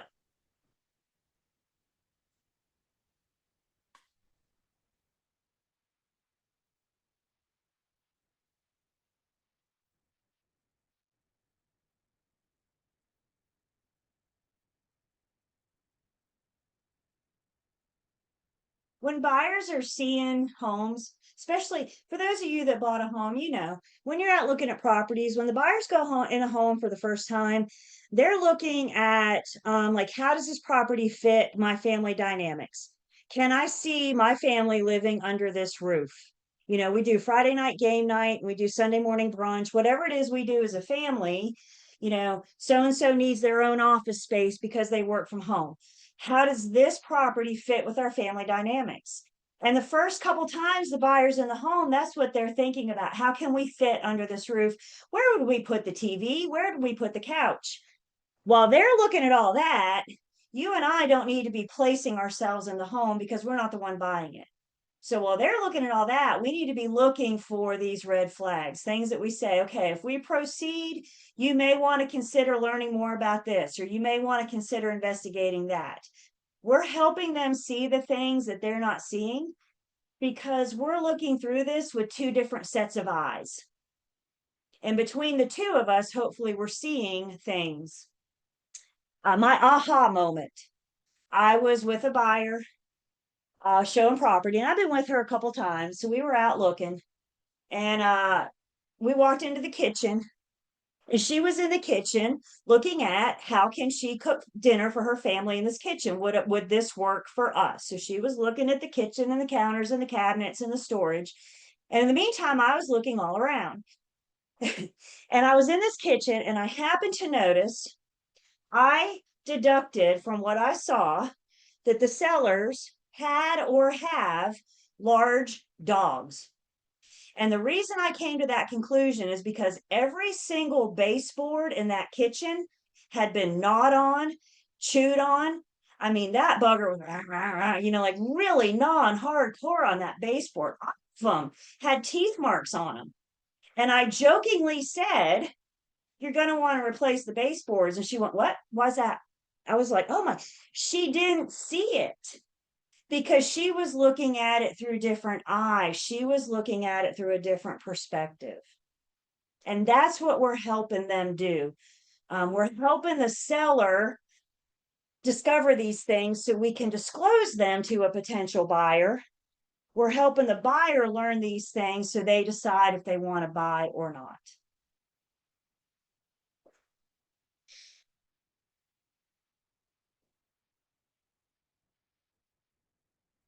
So we have a little better understanding of material facts.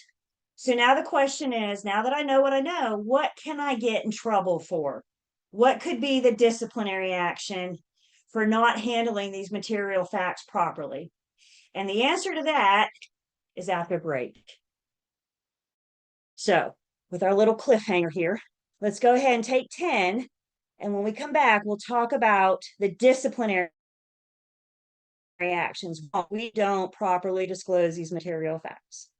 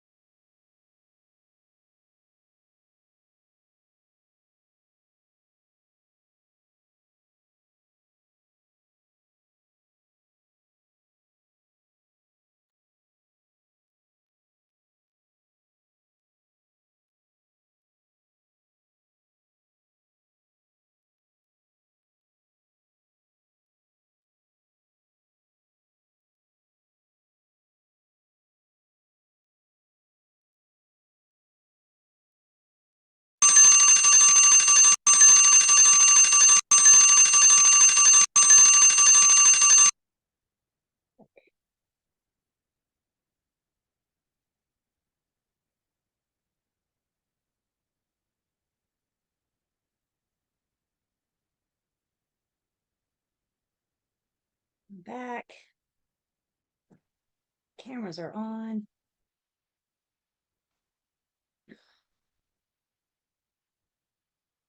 Please make sure I can see you.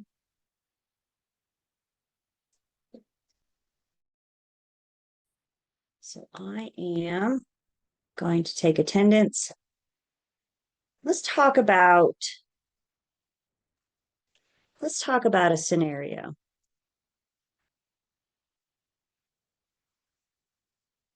Scenario is you have a listing.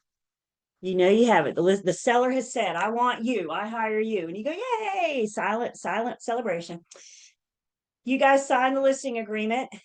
And now you are with the seller gathering data to list. We're gathering the property data so we can put this thing on the market. You and ideally the seller will want to do a walkthrough with the property together so we can identify not only the bad, there's some good features of this home as well. So we're going to walk through with the seller ideally and identify the features of the home. You're going to have your MLS checklist.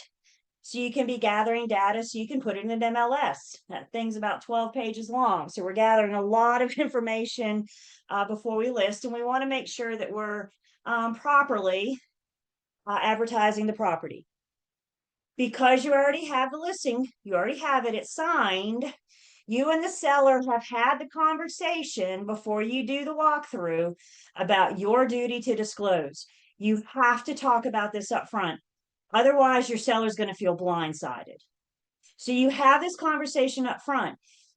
North Carolina is a caveat emptor state, means buyer beware. You do not have to disclose, but as a licensed broker, I do. And so we talk about these things. And now that we've set the expectation, now the seller knows what to expect.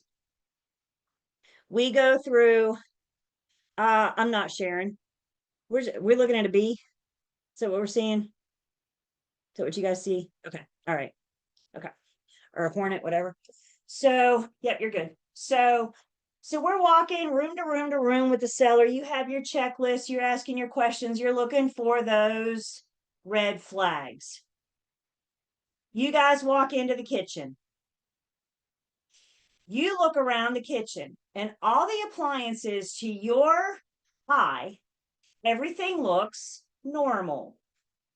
And then you ask the seller, are all appliances in working condition? And the seller says, yes. You've assessed it. You've asked the seller and no red flags went up. You have nothing to disclose, do I?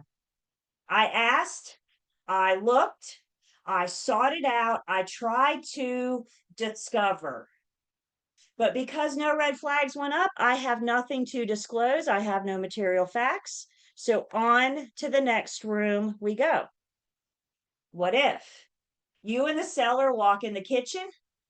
You ask if all appliances are in good working order, and the seller says, yep.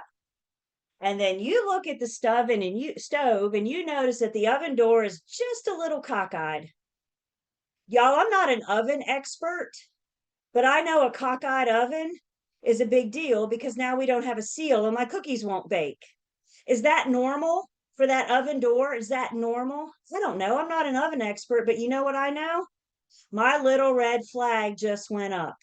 And I'm going to ask the seller, I know you said, but is that oven? Is that?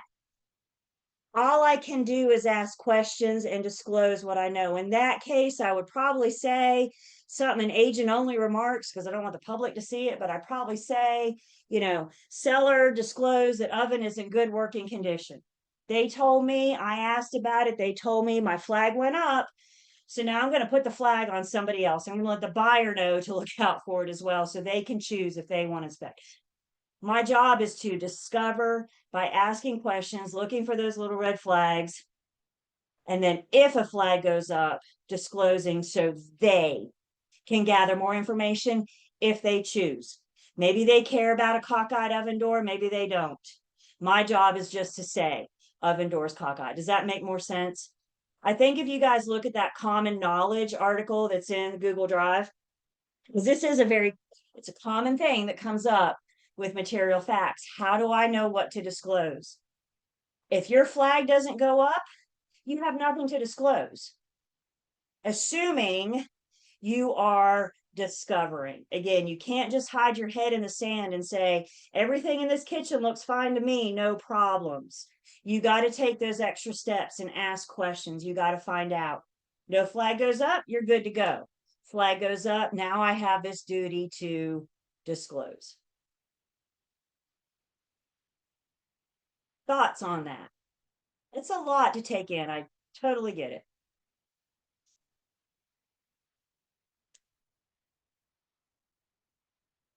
Is a cockeyed oven door going to prevent somebody from buying a house? I don't know. Again, that's not for me to say. My job is to disclose what I know, what may be important to a buyer, to a consumer.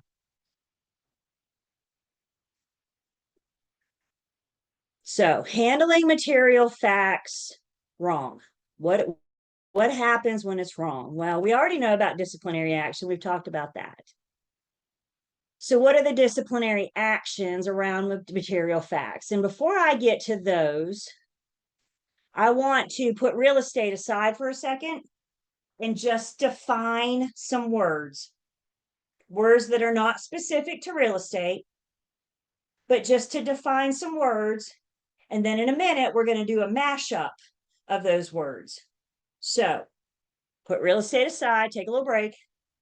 And the first two words I want to define are willful and negligent.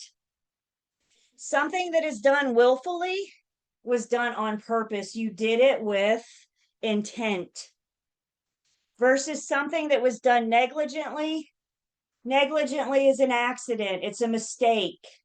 But guess what? It still happened. So willful is done purposely. It was done with intent. Negligent is a mistake. It still happened. Bear with me just a minute. We're just defining words right now. The other two words I want to define is misrepresentation versus an omission. A misrepresentation, you put false information out there. Maybe you said it. Maybe you put it in your advertising. Maybe it's in an email or a text. Maybe you conveyed it to the agent directly to the consumer. I don't care. You put false information out there to the public. Make a note. A misrepresentation is a lie. You put false information out there and compare that to an omission where you did not say anything.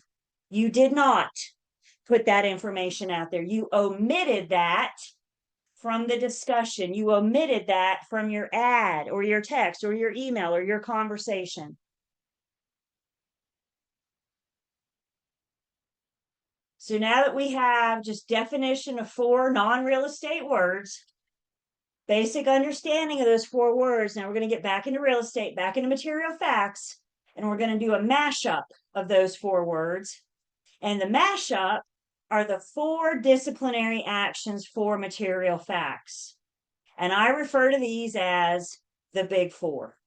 So if you're mishandling a material fact and you possibly are facing disciplinary action, this is one of the 4 violations, one of 4 violations you could be facing. So material fact violation number 1 is a willful misrepresentation. You lied and you knew it. You put false information out there intentionally. You know, I don't know how you know. Maybe the seller told you, maybe you live next door, you've lived there your whole life. I don't know. But you know that every spring the basement floods.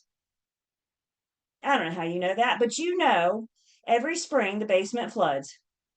We're about a week away from fall, aren't we?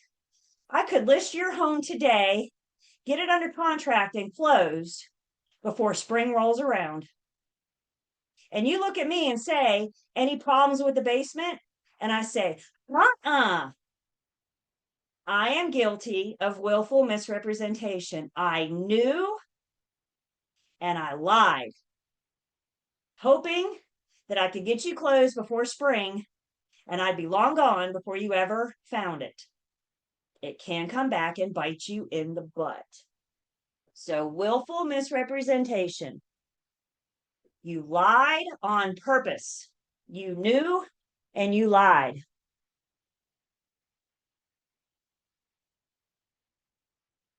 Another one of the big four with material facts is a willful omission.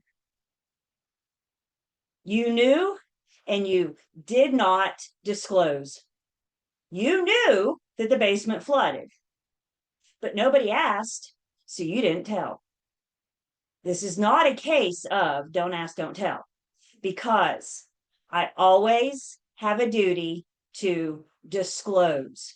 I don't have to wait around for a buyer to say, any problems with the basement, specifically in springtime? I don't wait for them to ask. I always have this duty to disclose. Failure to do so, I know, and I keep my mouth shut. I could be found guilty of a willful omission. I purposely left that out of our conversation or our email or our text or my advertising or all the above.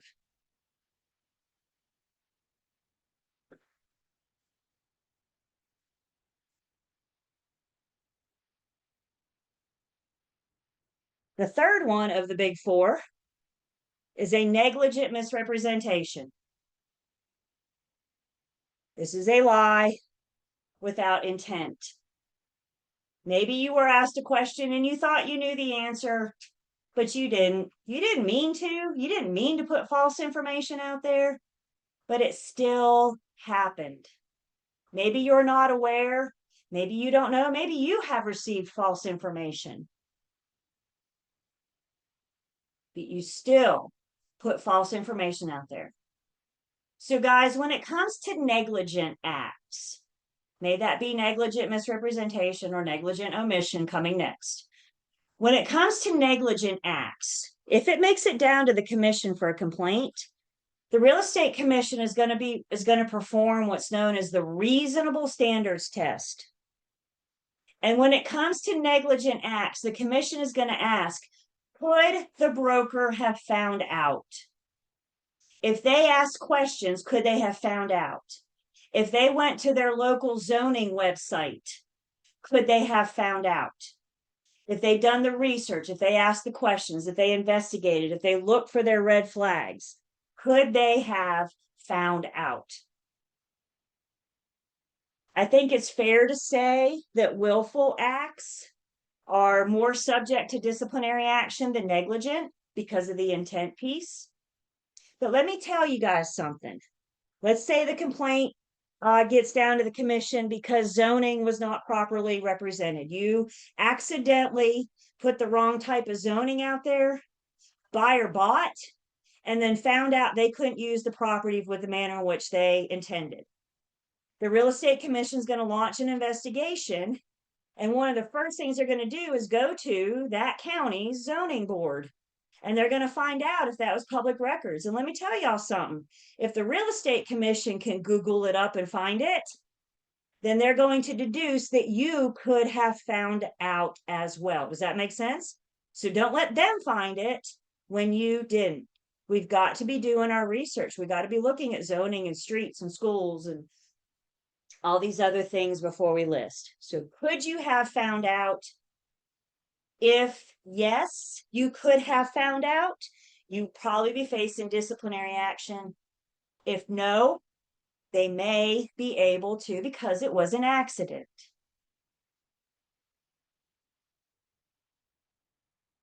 The final of the big four then is negligent omission. You unintentionally left out a material fact. Maybe you left it out because you didn't ask questions, because you didn't discover.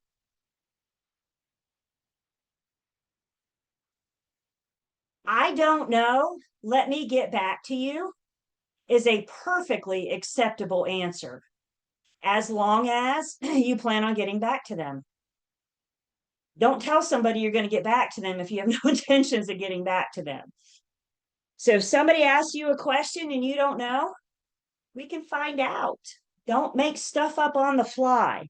It's okay to say, wow, that's a really good question. Let me call the listing agent or let me look in the public records or whatever it is and help them find. Don't answer if you don't know.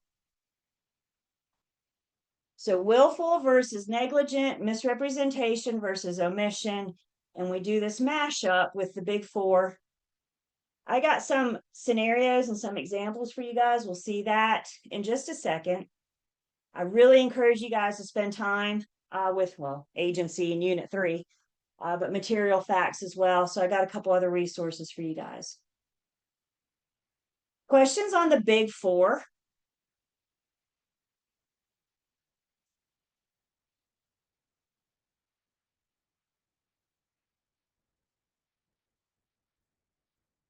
This willful versus negligent is another reason why I'm such a big fan of you guys having your own checklists.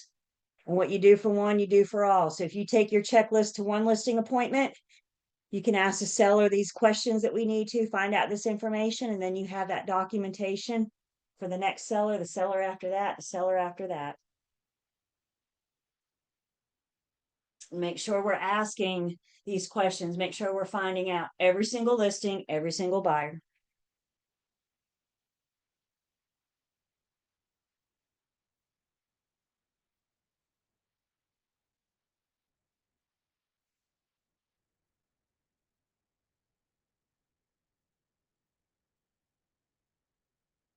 Kind of a side note, a common question I get, so just kind of a side note.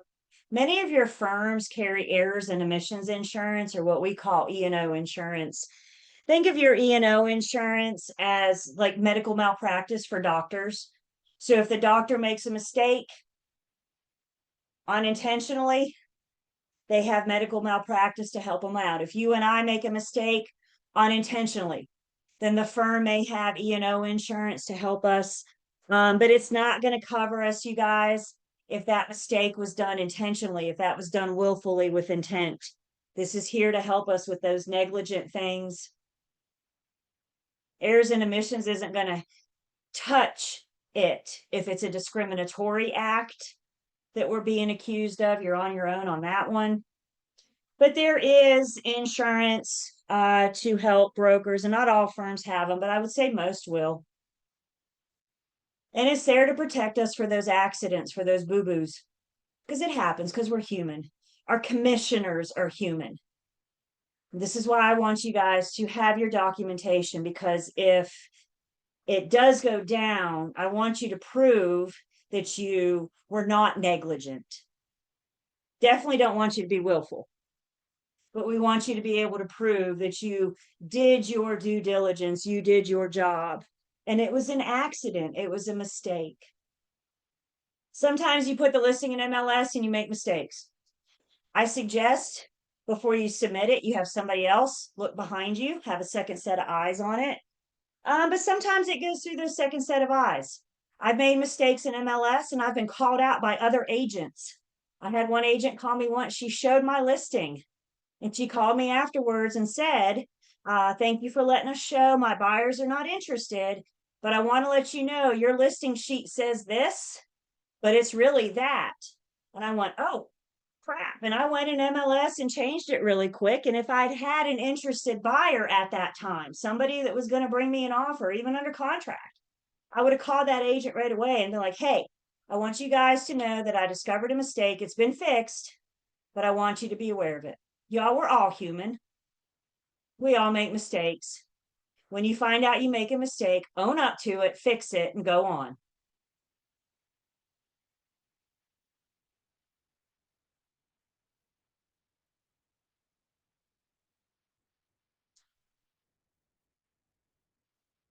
Caveat emptor, we're just now getting to officially, which is why I wanted to introduce us to it at the beginning, because I knew we were going to talk a lot about it before we finally got here.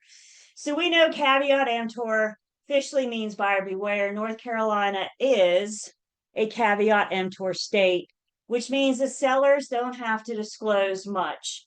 There's only one thing that I know that the seller must disclose, and we're going to actually get to that a little later this morning. So the seller doesn't have to disclose much. I have a duty to disclose material facts, regardless of what the seller chooses to do, regardless of how the seller completes that Residential Property Owners Association disclosure statement. We always have that duty. And another thing we hit on last class that we're going to spend a little bit more time are patent versus latent. Something that's patent is plainly visible. I'm not a structural engineer, and I'm not trying to be one. But if you were my buyer and I wanted to show you this home and you wanted to put this home under contract, I would highly recommend that you talk to a structural engineer, because my flag just went up all over the place. Everybody with me? This is a defect. This is a material fact that I do not need an expert to come in and tell me that this isn't the way it was intended. This isn't the way that it was meant to be. Latent defects are things that are plainly visible. You and I should be able to see them, smell them, observe them, whatever. The seller would be able to see these things. The buyer may even see them as well. Patent, you can't hide. Compare that to a latent defect. A latent defect is one that is hidden. And as long as it is truly latent, I can't be held liable for it. It is truly latent. It's truly hidden. It's not because I didn't ask. It's not because I didn't do my duty to discover. I did. But even in my discovery, because at the end of the day, I'm just a broker. I'm not an inspector or a contractor or a roofer or a plumber or a structural engineer. So based on my inexperienced eyes, my questions, my discovery, I couldn't find anything. It is truly latent, and I can't be held responsible for something that is truly latent. If the seller knows about something that is latent, they are encouraged on the RPODs to disclose anyway. So if the seller knows, maybe they covered it up. If the seller knows, the RPODs explains to them, we are going to explain to them that it may be in their best interest to disclose to avoid possible liability after the property sells.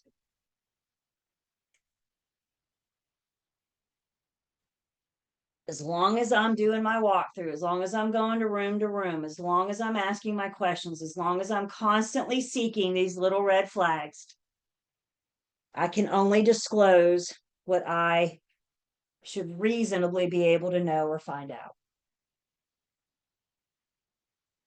So the question is, are we liable for failing to disclose a latent defect? We now know the answer is no, I can't be held liable for latent as long as I've done my visual inspection and I didn't see any obvious defects. Nothing stood out at me. Nothing threw a red flag at me. Document, document, document. Go through these homes. I'm old school, y'all. I take paper, a pencil, and a clipboard. And I go through these homes and I make my notes and I check my boxes. And then I have my documentation of my walkthrough.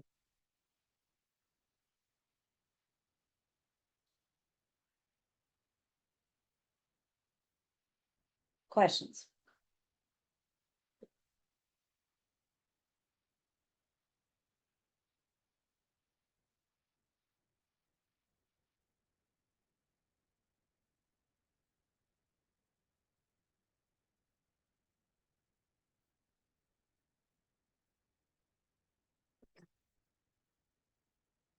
So the state of North Carolina gives us things that are material facts.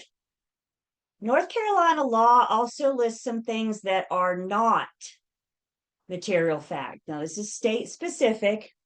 All states handle material facts differently. So this whole conversation is state specific. And specifically in North Carolina, there are a couple things that are identified as not a material fact. And one thing that is not a material fact in North Carolina are stigmatized properties. Properties that were the site of previous crime, murder. Sometimes y'all are going to get asked this a lot. You don't have to show many homes to many buyers before one of them looks at you and says, did anybody ever die in this house? Very common question.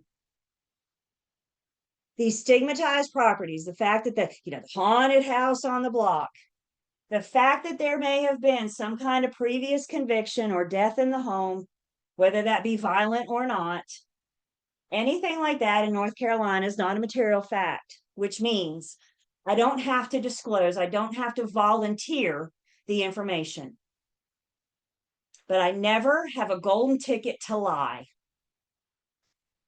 So if you know somebody passed away in this home, maybe it's a family or a friend that you're listing it for, and you know that their spouse passed away peacefully in their sleep, and you are directly asked, did anybody ever die in this home? I can't lie. If you don't know about this owner, I would caution you, because they're not asking you, did anybody die during this ownership? They're asking you if anybody has ever died in this home. Maybe you don't know the previous owner, the previous owner, or the previous owner. This is why it's hard for me to disclose, is because we don't always know the history of the home. We don't know these specifics.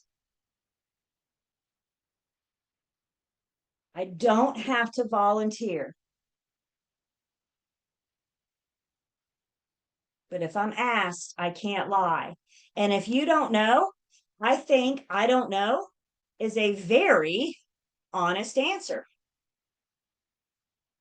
I'm not sure. The sellers told me that while they lived here, nobody passed away, but I don't know about previous owners.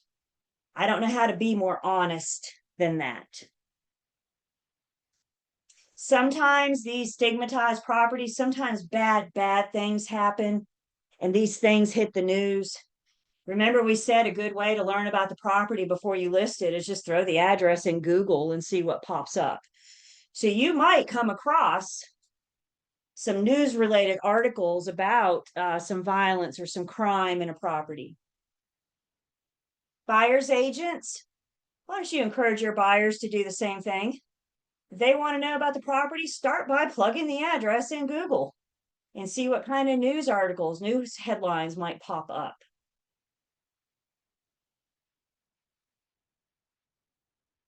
There is one exception to this rule. And the exception to this rule, if you are ever asked if anybody in this home ever had AIDS or HIV, your answer is always, everybody ready? Write this down with me. Your answer is always federal fair housing prohibits me from answering that. I'll say it again. Federal fair housing prohibits me from answering that. So if you're ever asked, did anybody ever in the home ever have AIDS or HIV? I don't care if you know or not. Could be your best friend and you know for a fact that they did not have AIDS or HIV. I don't care. Your answer is always federal fair housing prohibits me from answering that, because those with AIDS or HIV are covered under the protected class of disability handicap. They are a protected class under federal fair housing. But other than that, whether or not you disclose or not, sometimes it's up to you and the seller. Sometimes we have these conversations with the seller. Again, you did your research before you got to this home and you Googled the address and you saw the house across the street was a major criminal site. It left a stigma, it left an impact, a negative impact on the property. You and the seller have a conversation, whether or not you choose to disclose that or not. But if you're asked, did something bad happen across the street? We have to say yes. I cannot lie. This varies from state to state. So y'all be prepared for this when you get buyers from other states. I had buyers in from, I don't remember now, it was one of those I states, Iowa or Indiana, one of those I states. And we were looking at property and they looked me in the eye and they said, did anybody ever die in this house? And I said, I'm not sure. I don't know. You have to disclose that. You have to tell us. Well, in Iowa or Indiana, you have to. Well, welcome to North Carolina, folks. And when we're looking at properties here, we follow North Carolina law. So just be prepared, buyers with experience in other states. We're helping to educate them the process about buying a home in North Carolina.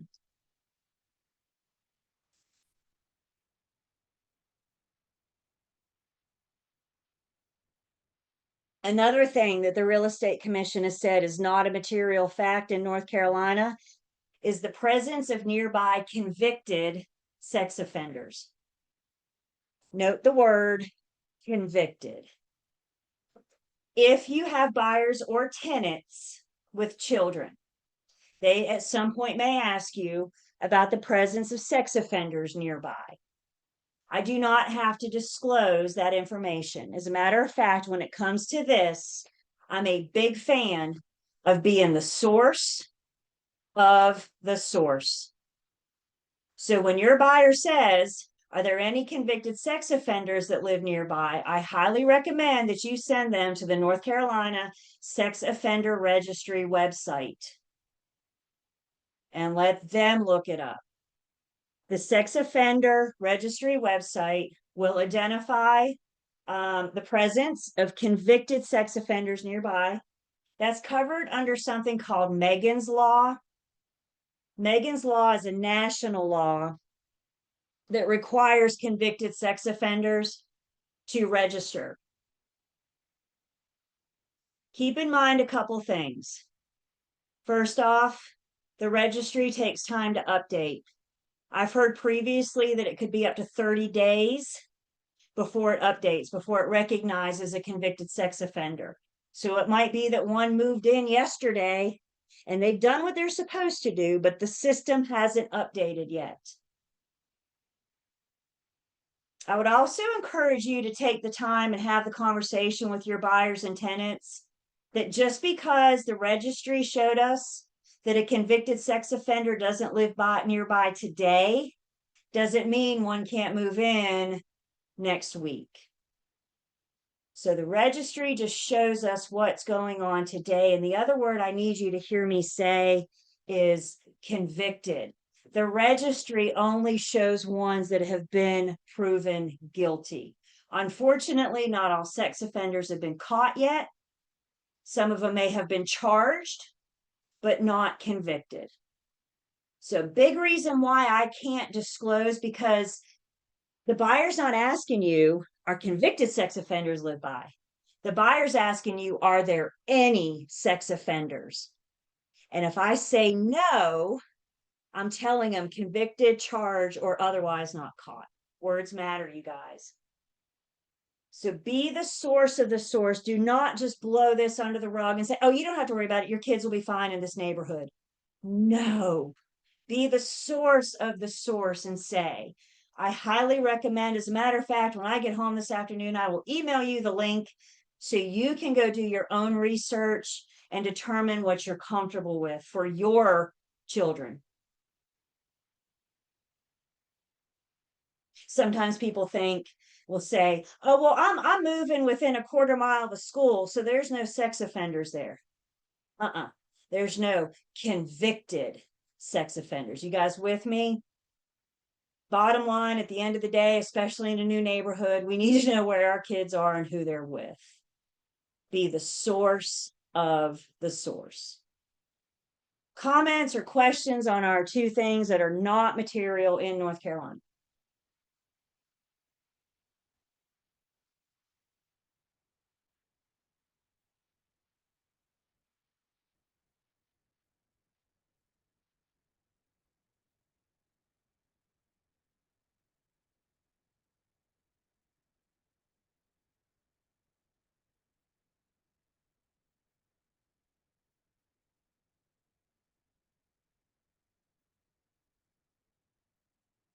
So a little review, kind of recap.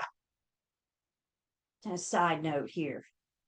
When it comes to the ARPOs and the MOG, who can remind me what my responsibility is?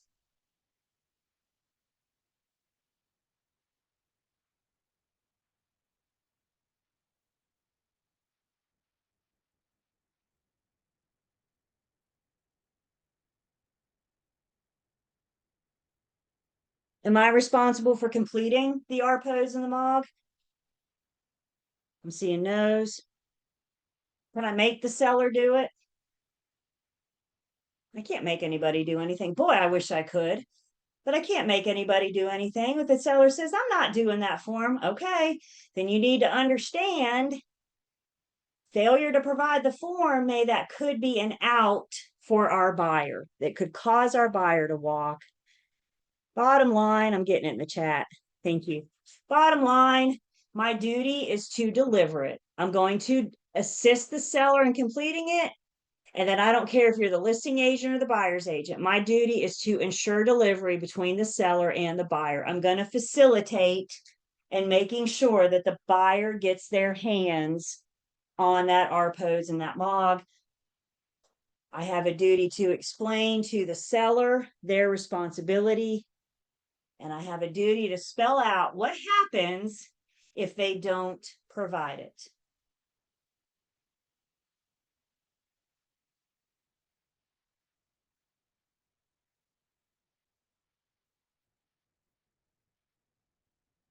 When it comes to the ARPOs or the MOG or anything for that matter, yes or no, is the seller required to disclose known property defects? Caveat emptor. The answer is no, the seller doesn't have to disclose much. The seller doesn't have to disclose much, only one thing. And we're getting there.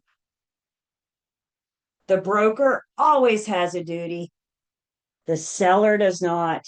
And y'all, the real estate commission can only regulate licensees. So the real estate commission has no control over the seller whatsoever. They just regulate us. Sends us way back. From unit 2, who can remind me? If I'm a listing broker with lots for sale in a new subdivision, when can I list those lots for sale? What type of plat map do I need to list them for sale?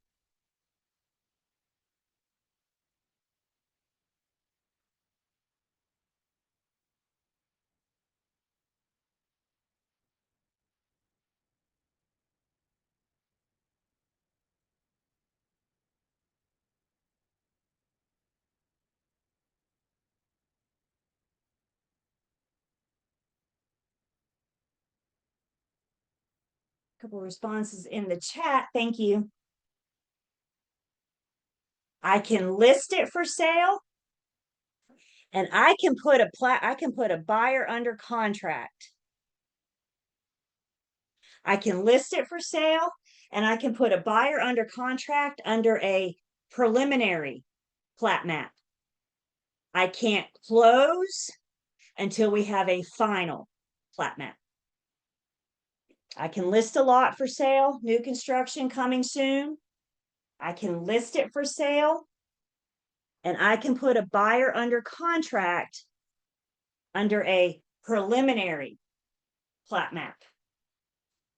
We can't close until we have it finalized, and we know it's finalized, it's approved, because now it's in public records. Questions, comments?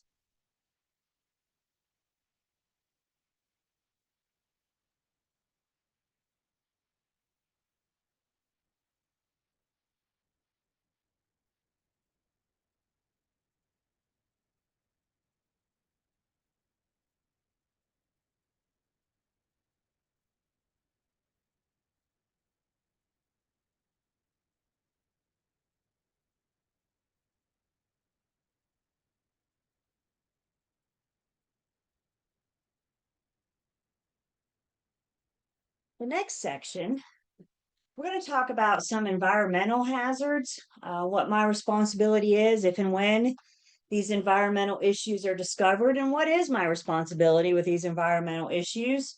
And then we're going to talk specifically about what environmental issues more apt to come across. I hate to spoil this for you, but bottom line, the answer is when I learn of an environmental hazard, I have a duty to disclose. If I learn of an environmental hazard, my broker's responsibility, I've discovered them, so now I'm going to disclose. So what do we mean by, what are we talking about these environmental issues? Well, they got to be disclosed. Environmental issues, once discovered, are a material fact to all parties of the transaction.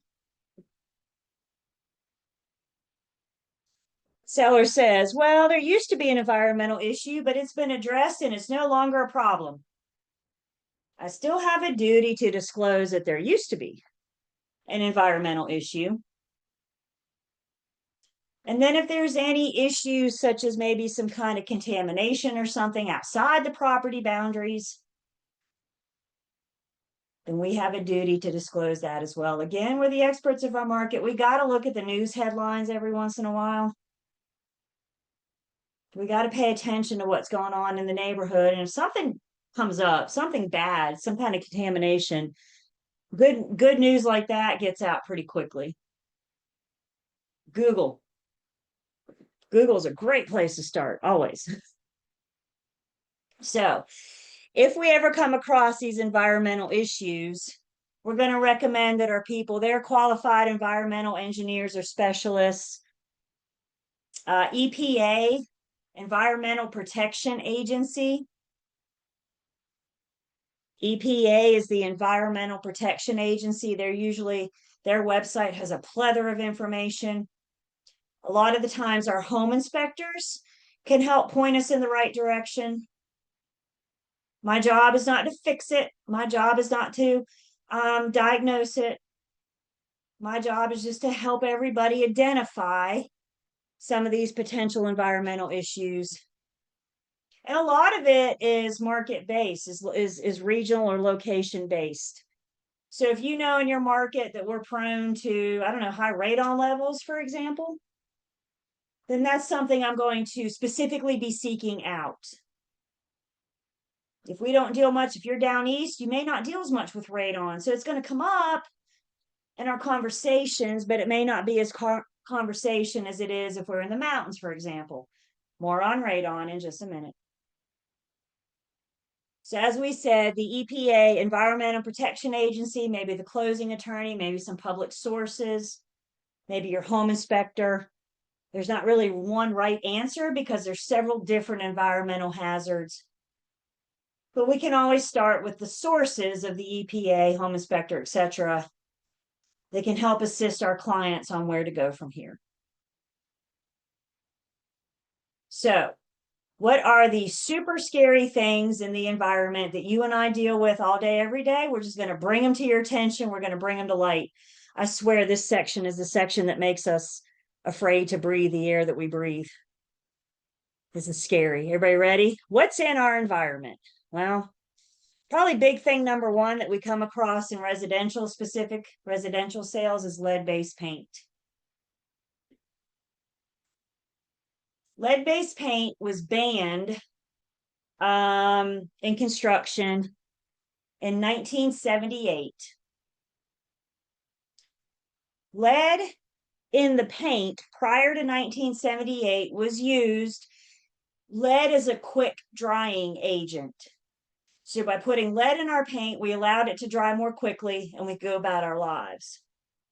Lead can also be found in our pipes, in solder, which is the welding that may connect the pipes. Any home that was built prior to 1978 may have lead in it.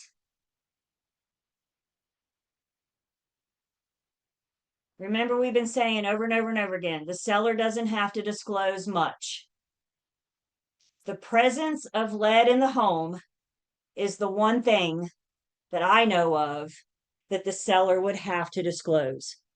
If the seller is aware of the presence of lead in their home, then they have to disclose that. More on that in just a second. We got to build up to that. The EPA offers us a booklet to share with our buyers and tenants that talk about the possible dangers of lead in the home. And the possible dangers of lead in the home affects our children.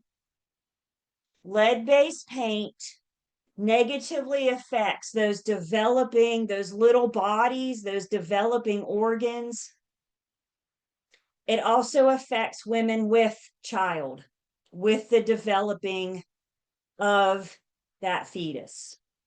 So the danger with lead is about our children, and overexposure to lead with our children could affect their growth.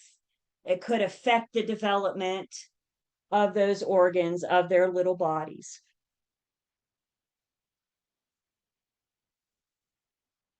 Let's see. I had a request to go back real quick. Remember, we have PowerPoints and we are recording, and we don't have to write down every single word if we don't need to. We good? So when it comes to lead, we have to know this year. Anything built prior to 1978. And what I mean by that is the certificate of occupancy was released on December 31st, 1977 or before. Anything built prior to 1978, we have a duty to disclose on all residential property. I have a form for this. The disclosure does not say your home was built prior to 1978, so it has lead in it. No, that's not what it says. The disclosure says, because your home was built prior to 1978, it may have lead in it. And this is my trigger to have the conversation with the buyer or the tenant about what they need to know about the possible dangers of lead in the home. That EPA pamphlet is in Learn, Test, Pass just for your review. Please do not spend study time on this. But it's there if you'd like to flip through it. You're welcome to.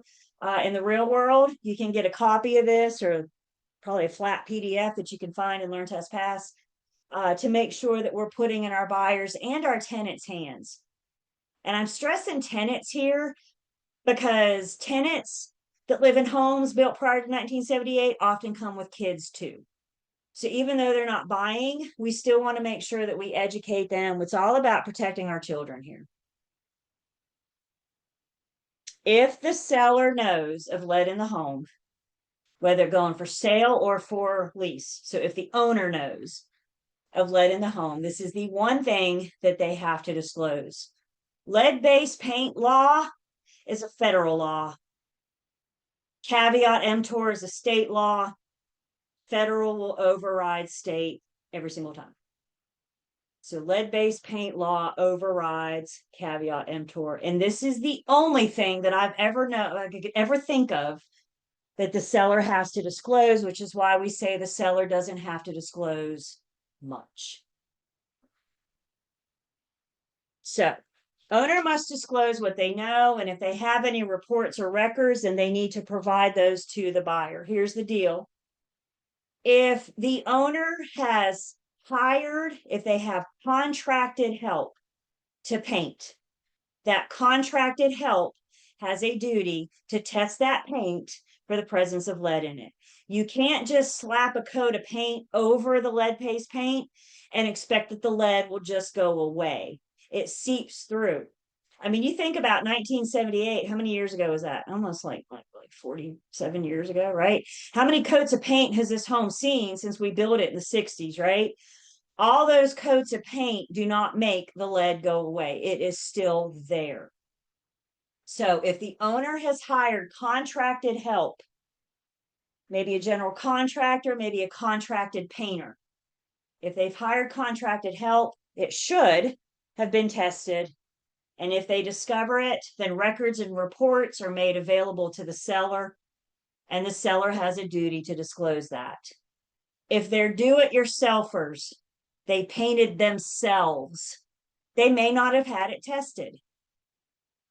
And just like us, the seller can only disclose what they know. So if they never had it tested, they have nothing to disclose. If they have, records and reports are made available to the buyer. Buyers encouraged, if they have concerns, buyers encouraged to have their own tests done during their inspection period. Usually the home inspectors can help us. They're not testing them themselves, but they often work with the people that do. The only way to test for lead in the home, they got to chip off some of the paint and send it into the lab to have it tested. Hopefully the home inspector is going to chip underneath the door sill or underneath the windowsill and not in a big prominent space that everybody can see it. But the only way to test for it, and a buyer's welcome to have that tested during their inspections. Again, the home inspector can assist us with this, or at least point us in the right direction. Because tenants aren't buying, it's not their home, they may not be allowed to test, but the owner still has a duty to disclose what they know. The landlord, in this case, still has a duty to disclose what they know, if they know anything, and still provide that EPA booklet to the tenants to let them help better understand the possible dangers, the possible risks with lead in the home.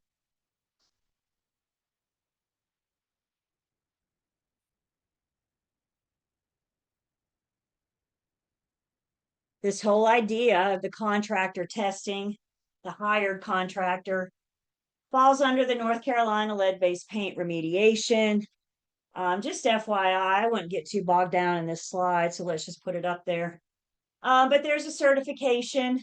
You can do remediation, but it takes a certification. So it's a specialized, it's a training. You could have somebody come in to remediate the lead in the home. If the seller knows of lead in the home, but they don't disclose, they could be facing fines, both state and federal fines. Don't get bogged down in those numbers. And again, if they're do-it-yourselfers, so they painted their own room, they painted their own house, maybe they didn't test, maybe they didn't know to test. So again, the seller can only disclose what they know if they know. If they've never had it tested, they have nothing to disclose.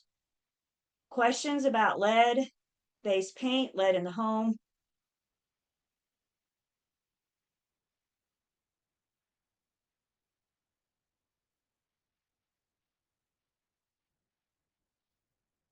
The form that we have, we're going to mention when we get to Unit 8, look at our contract paperwork. The form that we have, it's a really interesting form because it serves two purposes. Purpose number one is it serves as a seller disclosure. So the seller has the opportunity to disclose what they know, if anything. They have the opportunity to provide any records or reports that they may have. The second part of the form is buyer acknowledgement. The buyer is acknowledging what the seller has disclosed. So if you're listing a property that was built prior to 1978, when you're doing your RPOs, when you're doing your MOG, when you're doing your other seller disclosures, we're going to load the lead-based paint. For the most part, you can find that in those same attachments in MLS. We can have these conversations with the buyer before we ever go see it. And then when we're ready to form the contract, when we're ready to connect buyer and seller, then the buyer will also sign those acknowledgements, acknowledging that they've been told that they're encouraged to investigate, have it tested, etc. So we got a form for that. Questions on lead? Everybody say it real loud with me. What's the magic year when it comes to lead-based paint? 1978. Questions?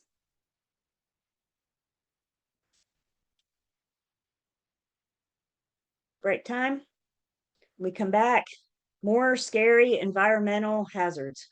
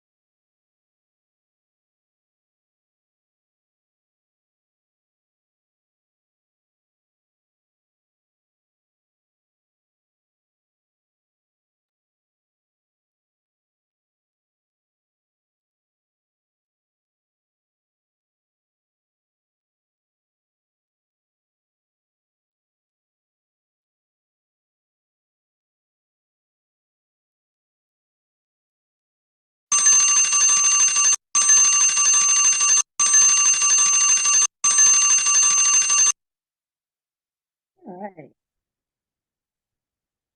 We're back.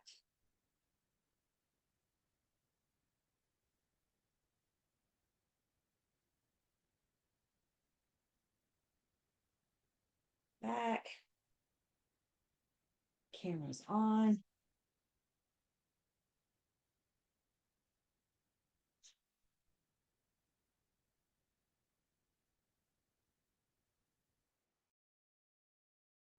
Take our screenshot.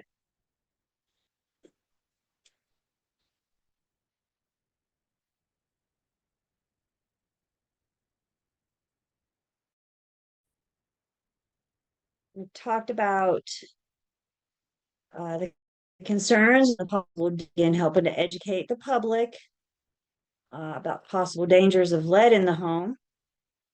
Another environmental issue that we come across on the regular is radon. Radon is a gas. Radon has no smell, it has no odor, it's clear. So the only way to discover radon is to have it tested. You're not going to be able to walk in a room or house and say it smells like radon in here because it has no odor. The only way to detect it is by having it tested. Radon gas is the byproduct of naturally decaying items in the ground. So as things in the ground decay, it releases a gas. That gas is called radon. Radon gas looks for cracks in the ground to escape through out into the atmosphere. Radon gas is in the atmosphere. The problem is when those cracks under the ground allow the radon to seep into the home. Out in the atmosphere is where we want radon gas, not inside. Ventilation is huge. So this radon gas gets in the home. It gets in our respiratory system. We're breathing that in. It gets in our respiratory system, and it may eventually cause respiratory issues, possibly lung cancer, if it's been a long-term exposure. So with radon gas, again, the only way to detect it, and I love this picture because it just kind of gives us a sample of where all that radon gas may come from. So you can kind of see a crack in the basement there in the foundation. It could also come through if you have a well. It could also come through that well waters also. So when your buyer's buying and we're going through the things that we think they should have inspected or investigated, radon gas is on our checklist. This is something that can be performed as part of your buyer's inspections. The home inspector can help with this as well. So generally, if the home inspector is certified to test for radon, they put a little contraction in the lowest living area of the home. And the contraction stays in the home for about 2 or 3 days. And every hour for those 2 or 3 days, it takes like a snapshot of the level of radon gas in the home. And at the end of those 2 or 3 days, if the average is higher than the recommendation, then we have a material fact. We have an issue that we need to deal with. The only way to know for sure is to have it tested. So the presence of radon is a material fact only if it tests 4.0 picocuries or more. Radon is its unit of measurement is picocuries. So if it's 4 or more, then we have a material fact on our hand. 4 or 3.9 or less is not a material fact because, again, this is everywhere. We just don't want it trapped in the home. Ventilation goes a long way in remediating radon gas.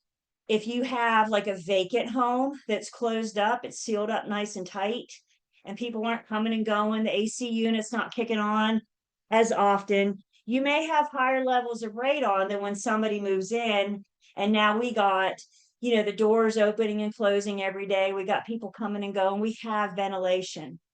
With that being said, please don't have any kind of misconception that radon gas is only present in vacant homes.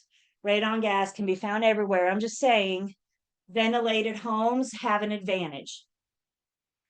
If we detect more than 4.0 picocuries, the buyer may, or they may ask the seller to put in a radon mitigation system.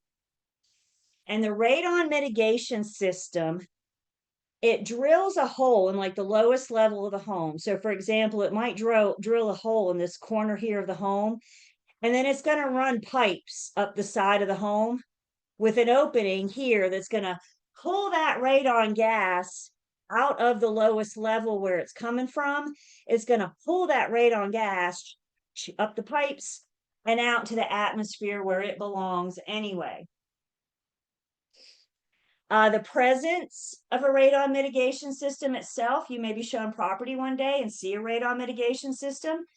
The fact that we have a radon mitigation itself is not a material fact. However, it should cause me a red flag to go up to ask some questions. Sometimes people put a mitigation system in just for prevention. Sometimes people put a mitigation system in because they had previously detected high levels of radon.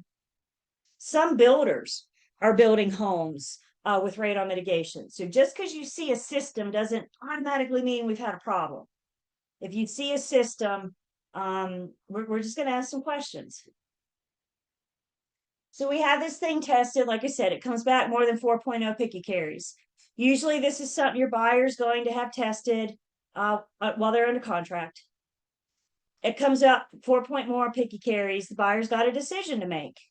They can ask the seller to put in the mitigation system. But remember, what is a seller in North Carolina required to fix? What are they required to repair? Yeah, nothing at all. So we can always ask, but the seller has every right to say, I'm not putting in a mitigation system. The buyer's got a choice to make. And as we're going to learn in Unit 8, one of those buyer's choices might be to terminate. They have rights to terminate before they buy. We're on that in Unit 8. So we find out, I don't know, it comes back at 6.0 picocuries. Buyer says, hey, seller, put in a mitigation system for me. Seller says, nah, I'm not going to do that. This home is sold as is. Buyer's got a choice to make. If they terminate because of the high radon, and they tell the seller, listing agents, when you put that home back on the market, guess what?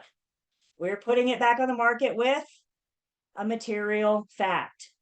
Now that we know that the radon level in this home is 6.0 picocuries, I now have a material fact on my hand that I have to disclose. I can only disclose what I know. Radon, again, because it's looking for cracks in the ground, radon's really interesting. Just because one neighbor tested low radon means absolutely nothing for the guy next door or the guy across the street. Each home is different. Each buyer should be encouraged to have their own test done.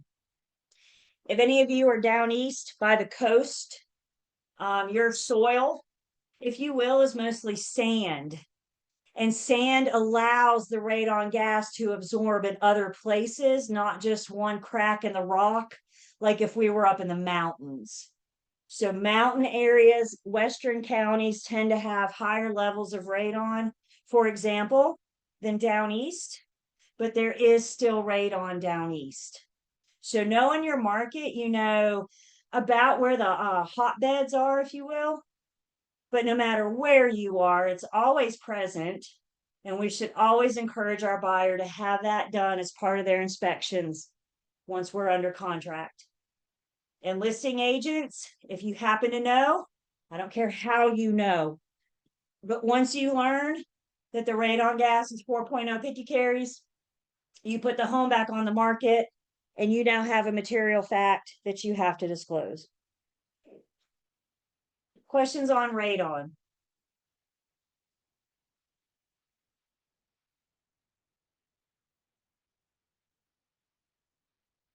By the way, the little pipe that pulls the radon from the lower level up into the atmosphere, there's fans and this pipe that pulls the air out of the crawl space or basement in this case.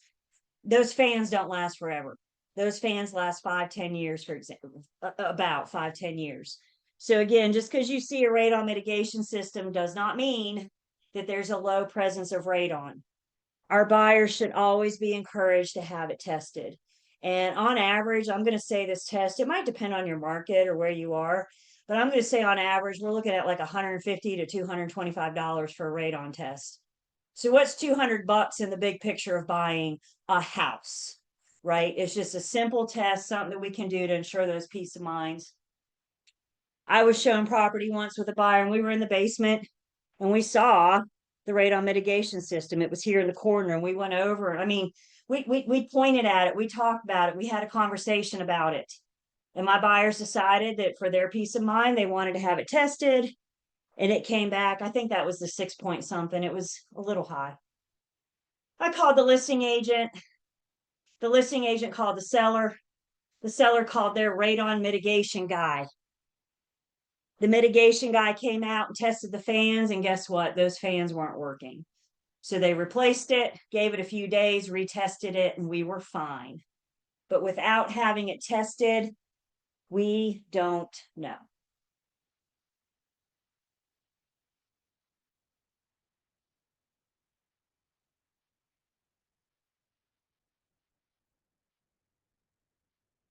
Another environmental hazard we might bump into is asbestos. Asbestos was also banned in 78. You don't need to know the years it relates to asbestos, just lead-based paint.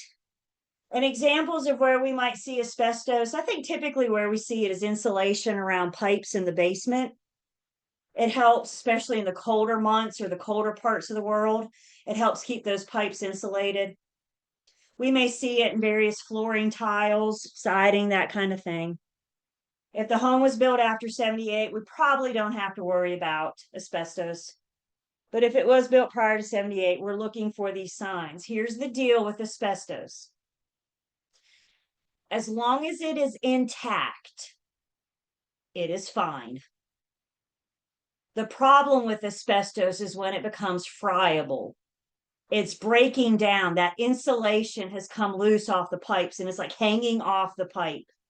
That friable asbestos, the little particles are now in the air and we're breathing that air. So those little particles get into our lungs. We could be dealing with respiratory issues, possibly lung or stomach cancer somewhere along the line. Mediation for asbestos is not always removal. Removal is not always the best because removing asbestos makes it friable. It makes it break down. So if the asbestos experts can do what's called encapsulation and seal that back up, wrap it back around the pipe, encapsulation is the better method. However, if your buyer is buying to do major renovations, or better yet, demolition, they're going to have the asbestos properly treated before they show up with the wrecking ball. And so we're going to help them get information on that through the EPA. So friable is the concern. You guys have probably seen, there's all kinds of commercials on TV, and excuse me, I never say this word right, but you've seen the commercials if you or your loved one have mesothelioma or whatever that word is, you know, that big word, that is exposure to asbestos. The big concern is long-term exposure. So people that work with it that didn't have the proper safety equipment before we learned what the proper safety equipment was, maybe dealing with that mesothelioma, for example.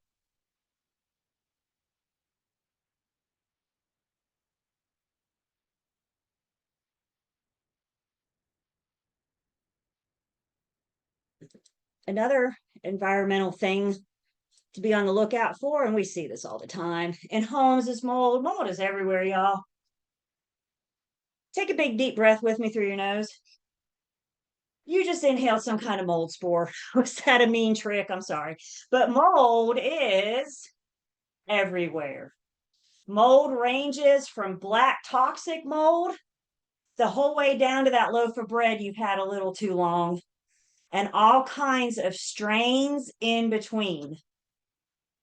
Mold, mildew, all of that is some kind of strain, some kind of variation. So it's caused by, all it needs, it does not need much. All it needs is a little bit of moisture, a little bit of oxygen, and poof, we could be dealing with mold. So anywhere that had previously flooded, remember the roof, remember the basement, remember all those things that are prone to flooding? We very well could be dealing with other issues than just the flooding, such as mold. Once again, testing is the only way to determine the type. Once we know the type, then that'll better assist the parties for cleanup and remediation. I just can't show up with my bottle of bleach, chicka, spray it on and expect this to go away. It just doesn't work that way. When it comes to mold, the Real Estate Commission says that the presence of mold is not a material fact unless it's an excessive amount. If you got a little drop of mold somewhere, a little splotch of mold is probably not a material fact. If it gets to an excessive amount, specifically, they say more than 1 square foot. More than 1 square foot of mold, we now have a duty to disclose. And one of the better tools that we have to discover mold or mildew are our noses. You guys ever gone into a basement, an old cement, unfinished basement somewhere? You walk in the basement, you go, golly, it smells basement-y down here. Yeah, there's no scent called basement-y. What you're smelling is some kind of mold, mildew. My flag went up to ask some questions. Again, if you know of a previous flood or a previous water intrusion in the home, then we're going to ask some questions.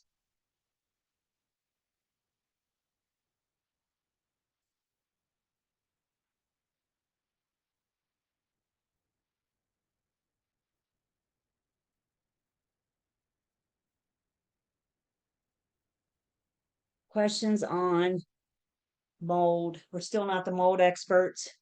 Home inspectors, again, if they can help us, they're really good about pointing us in the right direction. So when I say I encourage you guys to make friends with a home inspector, they're really good tools to have in our tool belts. And you'll meet them. If you don't know any right now, it's okay. You'll meet them. They'll come to your realtor events. They'll bring you cookies by your office. You'll meet them. But form a friendship, because it's so handy to have one of these guys on speed dial.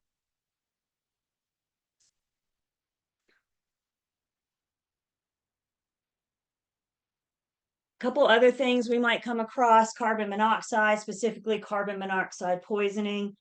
This is often referred to as the silent killer, because you can't see it, you can't smell it, you can't hear it. And unfortunately, what happens with carbon monoxide poisoning is families go to bed that night and just don't wake up the next morning. Carbon monoxide poisoning it affects your ability for your body to produce oxygen. And so we go to sleep, your body stops producing oxygen, and it's tough. Carbon monoxide poisoning is that rough. It's the result of a disconnected, maybe an electrical connection that has a spark or a misconnect, maybe your water heater, something like that. So it's some kind of incomplete combustion. And that incomplete combustion is causing this carbon monoxide gas to get out into the home. I want you guys to do me a favor this weekend. And if your home doesn't have a carbon monoxide detector, please go get one. You can often buy them combined with your smoke detector these days. One does both.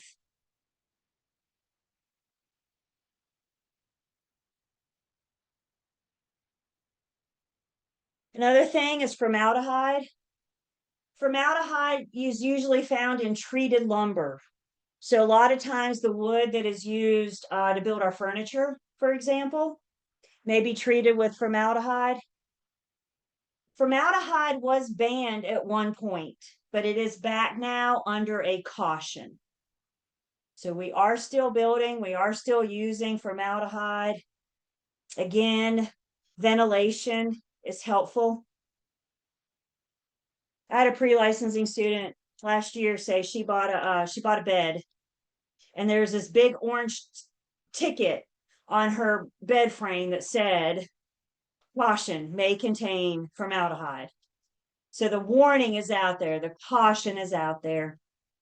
Any concerns, talk to EPA,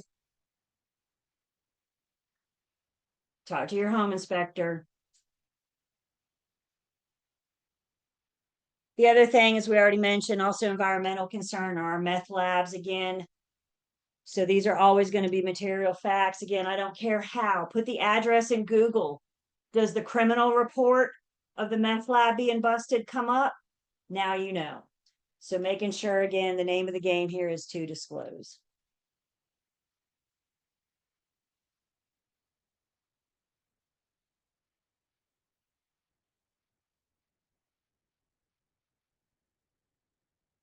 Another environmental concern is something called brownfields. Brownfields are land that used to contain maybe an industrial plant or a warehouse, something that used chemicals, and those chemicals leaked and they got into the soil. So you have maybe the neighboring lot or across the street that's an old abandoned industrial use. It could be that the soil is contaminated. That would be referred to as brownfields. One of my teammates helped a buyer buy a townhome or a condo. I don't remember now which one. Just outside of Old Salem. About as in town as you can get, but just outside of Old Salem. And once upon a time ago, there used to be an industrial there, and it had the soil was polluted. So even though it was a condo, even though it was a townhome, the disclosure was still made. Our buyers were notified that the land you're getting ready to buy may be polluted because it was a previous use, because there was a previous contamination. Now, these guys were going condo or townhome, I don't know. Again, though, all we're doing is disclosing this use, this may impact your use. What if it was a single family residence and you thought you were going to have a big garden out back? Wouldn't you want to know that your soil was possibly contaminated? Google Maps, putting the address in Google and then switching it over to Google Maps is going to help us see things that are there that we may not see on the road. Maybe this old industrial plant is hidden behind fences and whatever.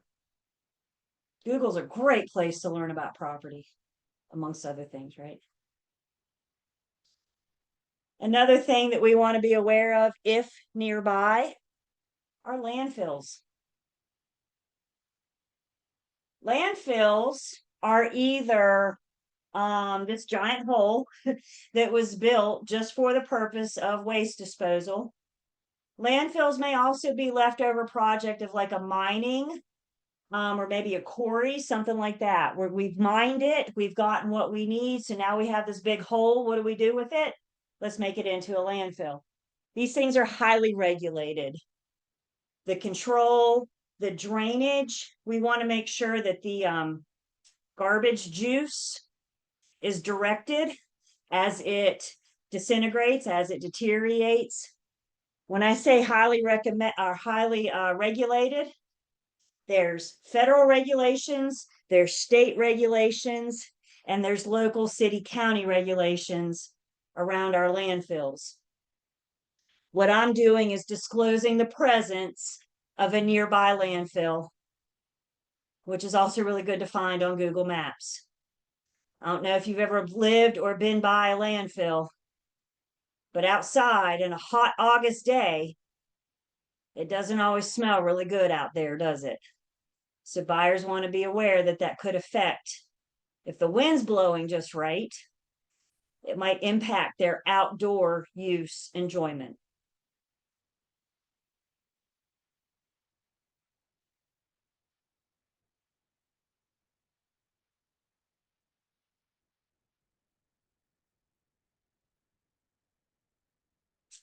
Another thing we need to be aware of, and this is one of these things that got really big really fast in real estate, is underground storage tanks. Underground storage tanks are still used today. Sometimes underground storage tanks are abandoned, but the contents remains in them. Underground storage tanks may be the fuel for the home, so maybe oil, natural gas, not natural gas, but oil, for example, if we're going to fuel the home with that. And again, the problem with underground storage tanks is when they start to corrode, maybe rust over time, corrosion happens, they develop leaks. And if there's contents in the tank, then that content is going to leak out.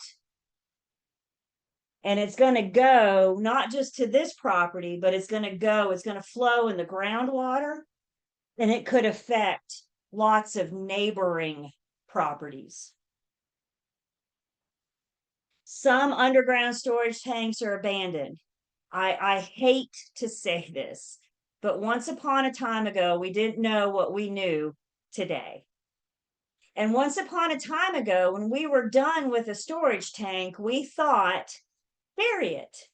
Out of sight, out of mind, no problem, right? Well, then those things started corroding and they started leaking, and we learned that burying may not be the best thing. If the tank is still in use, if it's still an active tank, you're going to see a pipe coming out of the ground. So if you're showing property, if you're getting ready for your listing and you trip over a pipe in the backyard, your little red flag just went up. You just discovered something, didn't you? If it's abandoned, there's not a pipe. Now, we're certainly not expected to go out there and dig out the yard looking for underground storage tanks. You don't have to run out and get a metal detector or anything. But I still need to look for certain signs. Like, is there a patch of dead grass? Do you actually smell oil? These would be indications that my little red flag went up that may indicate that there's a problem, there's an issue. If a leak happens, they will source it back, they will find it, the neighboring lot, and they will find its source. And the current owner is always responsible for cleanup, not just to the pollution on their property, but to those neighboring properties as well. So once there's oil detected in the groundwater, they're going to source it back and find it. I will say that there are EPA has programs available to help with the cost. So your homeowner may just have to start that process, apply for help with funding.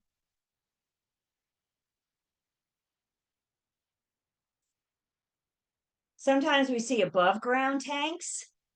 They might be up the side of the house or something. And again, they're either going to be abandoned or they're going to be currently in use.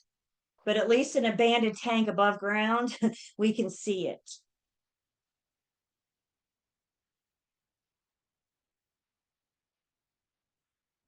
And just looking out for the red flags, looking out for these signs that tells us that there might be something on the property, something under the soil. But again, if I don't see a pipe, if I don't smell oil, if nothing causes me a flag, I can only disclose what I know. Questions?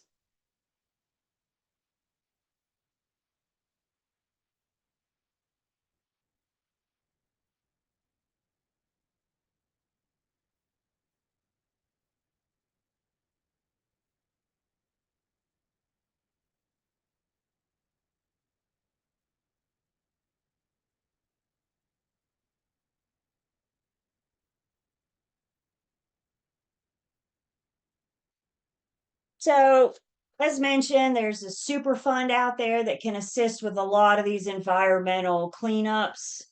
any contaminations, environmental contaminations, things like that. So there are funding out there.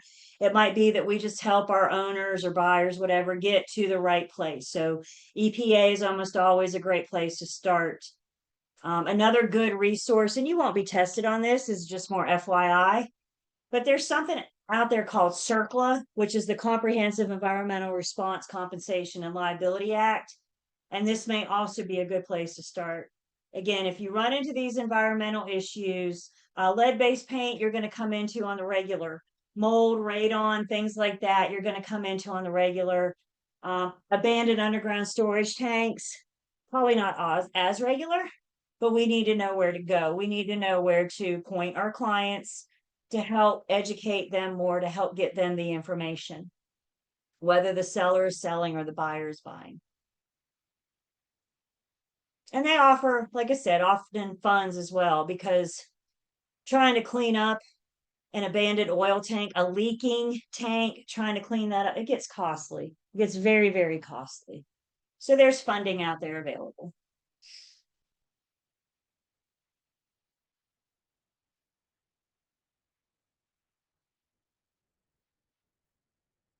So when it comes to all of these environmental issues, the question is who to blame. And for the most part, the owner is going to carry the liability.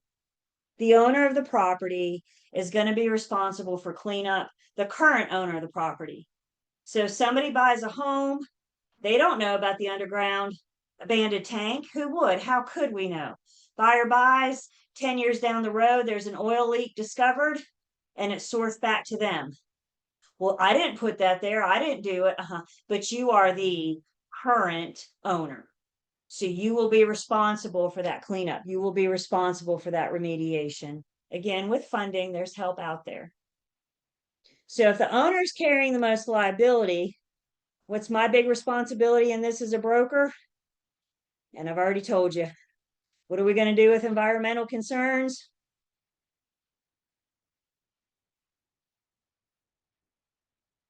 Yeah. Disclose, disclose, disclose. Once you find out about it, disclose. How do you find out? I don't care.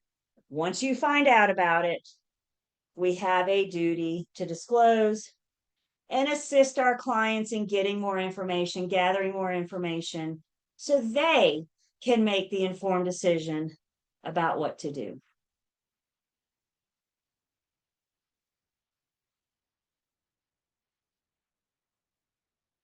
Questions?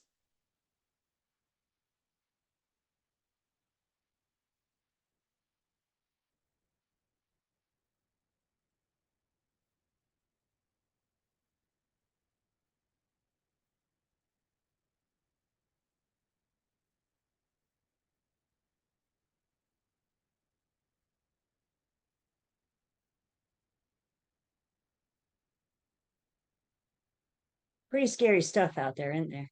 And we're dealing, whether we know it or not, we're seeing this every single day. So let's review.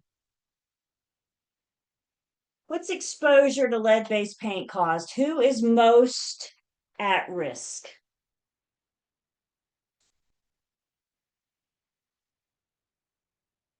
Yeah. Yeah. Our little ones, our kids. Keep in mind a couple of things. This is a residential act. So if we have a commercial building, we have no concern about dealing with lead-based paint because kids aren't living in a commercial building. Kids are only living in the residence. So commercial doesn't apply with lead-based paint, just residential. And there's some exceptions to residential lead-based laws. For example, nursing homes, retirement homes are exempt from lead-based paint. Not because we don't care about grandma. Of course we care about grandma. But grandma's not a young developing body. Grandma's organs are not developing. So we're dealing with residential where the children live.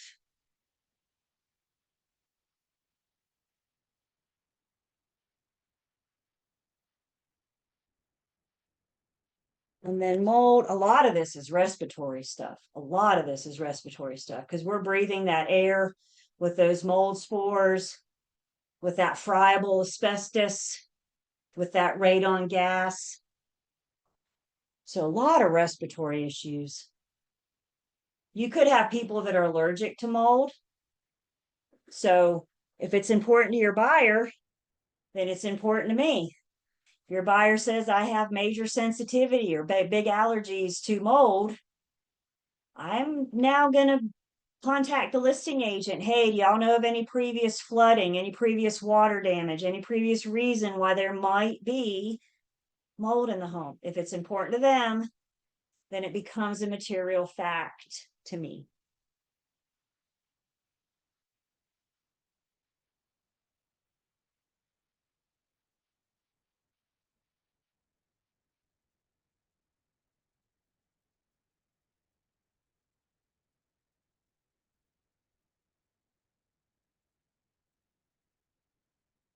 Guess what, you guys?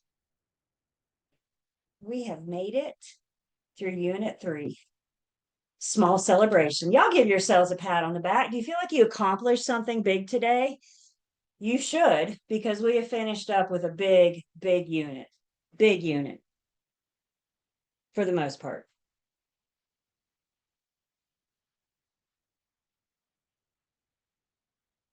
So let's see.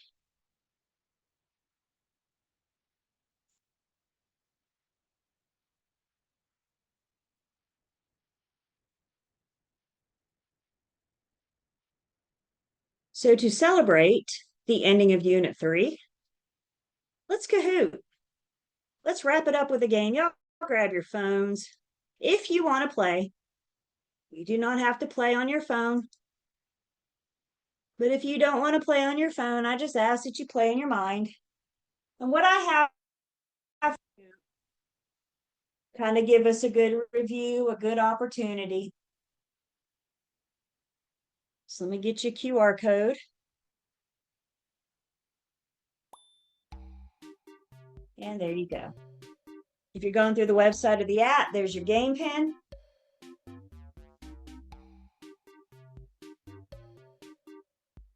And again, this will help us review, help us hit the highlights, the fine points of Unit 3, and make sure we can address any questions.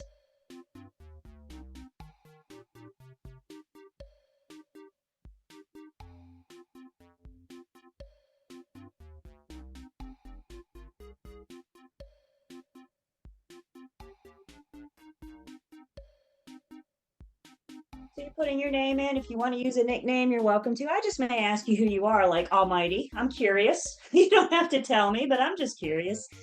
I'm okay with you use nicknames. We're not using Kahoot for attendance.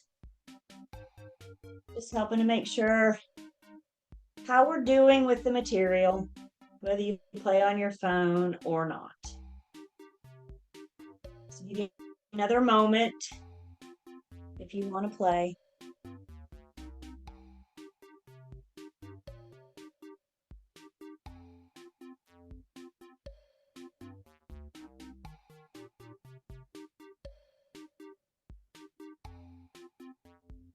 And if your phone goes to sleep, it might look like it just kicked you out on the screen. So if you don't see your name, make sure your phone is awake until we get it up and going.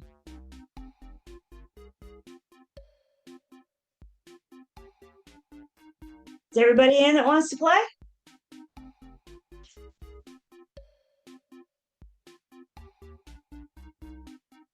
Let's Kahoot. A good true false review from Unit 3. One word. Every word means something. Question number 1. True or false? Dual agency involves two firms helping buyers and sellers in a transaction.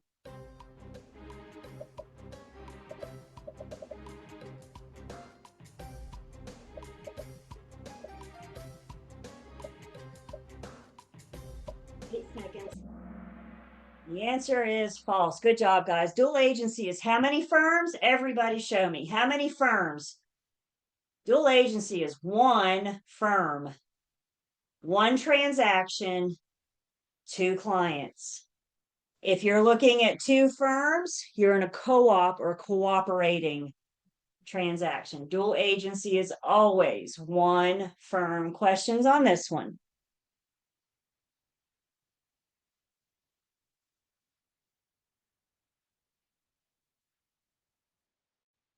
They still rate us. Got it right out the gate fastest, followed very closely by MJ and Raj, Almighty and Amber. Got it right the fastest. Question number 2. A provisional broker and their broker in charge can be in dual agency together.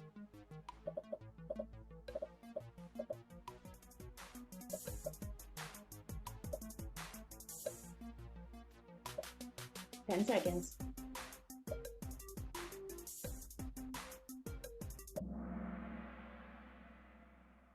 They can be in dual. They cannot be designated.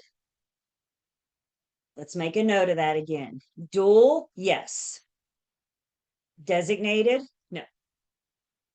Because dual is about the firm.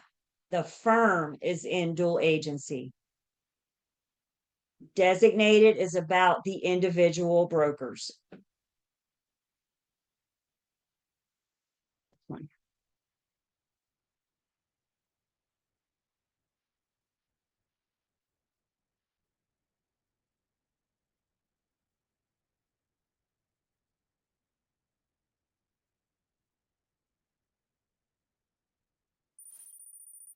So Jay, Margarita's up, Ariel's up, Amber's up. I'm sorry, ma'am, I don't know how to say your name and I don't want to botch it up. So can I just say Miss Conrad until I learn how to say your name is on the board? Question number 3. True or false? Working with real estate agent disclosure is required in all real estate transactions.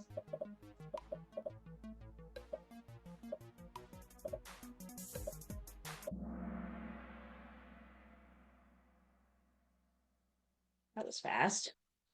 The answer is false. Who can tell me why this is false? Feel free to unmute if you wish.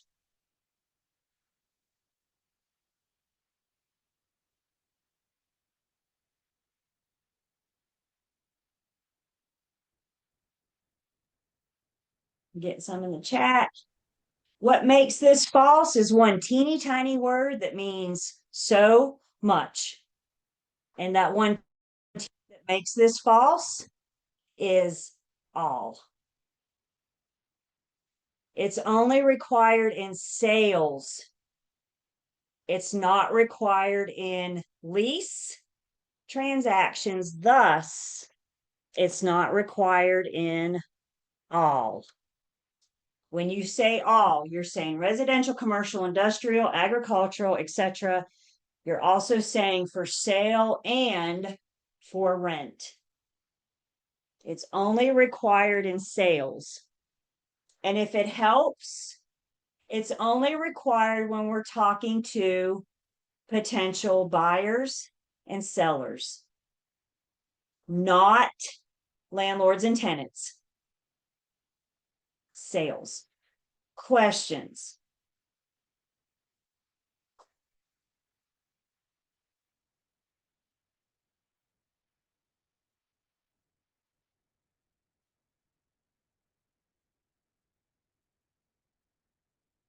See how we got shuffled up a bit. Let's see what we got. Jay staying on top, the one to beat this game. Lauren's up, MJ's back up, Raj is on the board, Margarita. Joni's our highest climber. She's up 5 places this round. Question number 4. Oral buyer agency is an express agreement with no specified period of time.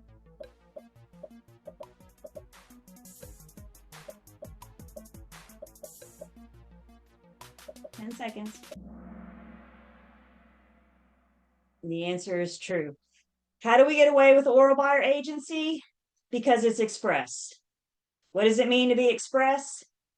It means that the terms have been clearly stated. Maybe those terms have been stated orally. Maybe they have been stated in writing. Doesn't matter. The terms have been stated. We have created agency. Oral buyer agency is buyer agency. I owe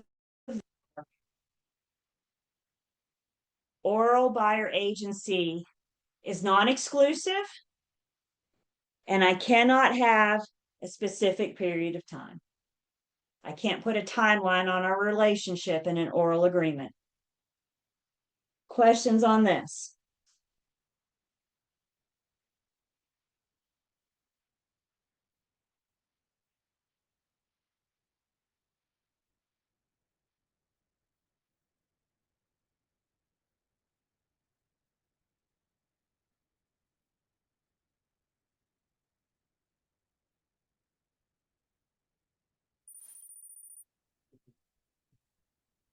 Jay's up. Lauren's on fire this round. You got 4 right in a row.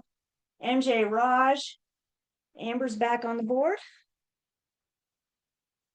Question number 5 under it. Caveat emptor, a seller must disclose all known property defects.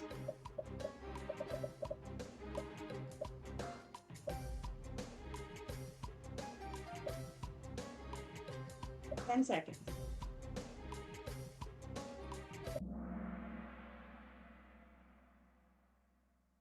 Caveat emptor says the seller doesn't have to disclose much. The only thing I know that they have to disclose is lead-based paint if they know. Other than that, they don't have to disclose anything.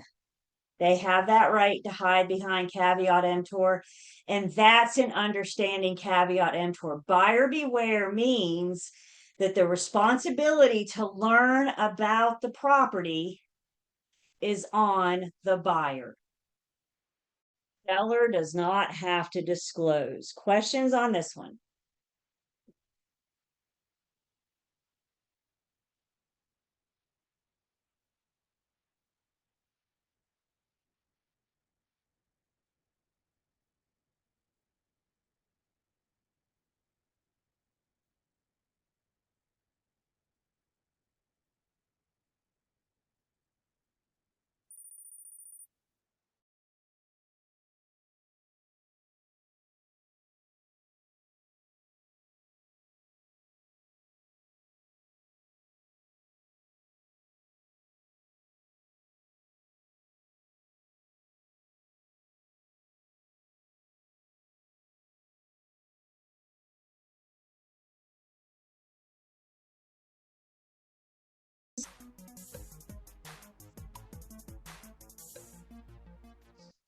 Ten seconds. Oh, what was that? Oh, did it time us out? All right. Sorry about that, you guys. I don't know what happened. Can y'all still see my screen? Okay. Sorry about that. So, as long as we got it right in our minds, right? So the buyer agrees to pay the firm's commission and the listing firm seller will not. And that's exactly what our exclusive buyer agency agreement says. There's only 2 parties to the transaction. There's only 2 parties I can collect money from, either the buyer or the seller, period. And my buyer agency agreement says that I will always ask the seller of the listing firm to pay me first. And if they can't or won't, then the buyer has to pay me. I'm not going to work for free. So I got to make sure that somebody's going to pay me. And I have these conversations with my client. I tell my seller, you don't have to pay a buyer's agent. You can if you want to, but you don't have to. And I tell my buyer, the listing side doesn't have to pay me. I'm going to ask them. But if they can't or won't, your questions on this one.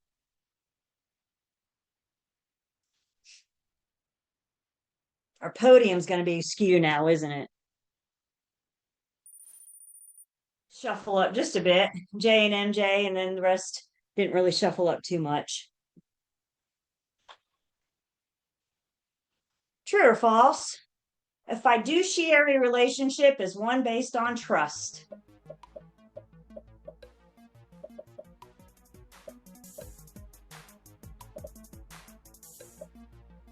Ten seconds.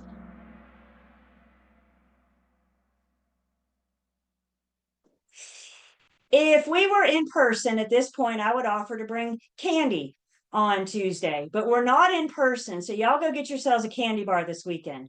Will you do that for yourselves? Go get you a little treat. All right. So fiduciary, that's exactly what it's based off on, is trust. When our principal, when our client enters into a relationship with us, they trust that we have their best interest. Fiduciaries are trust with our principal and our client.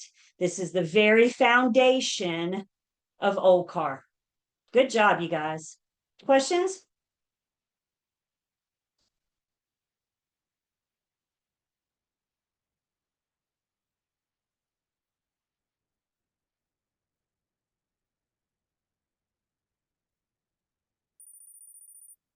Yeah, it's not budging.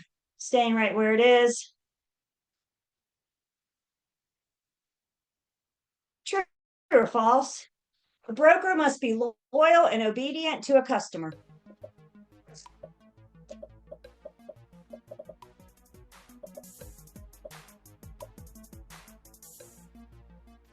Ten seconds.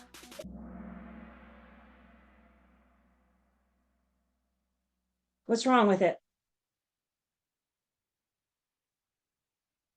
I see that we see it now. The client gets OLCAR.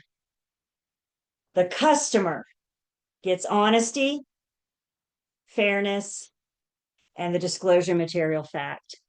One word can change the meaning of the whole question. Answer choices, question, every single word means something. Client gets OLCAR first. Customer gets honesty, fairness, disclosure, material facts back in coach.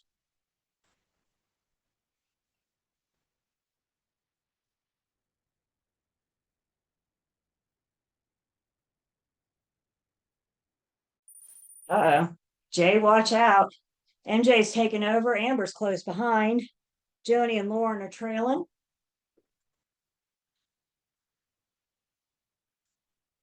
True or false?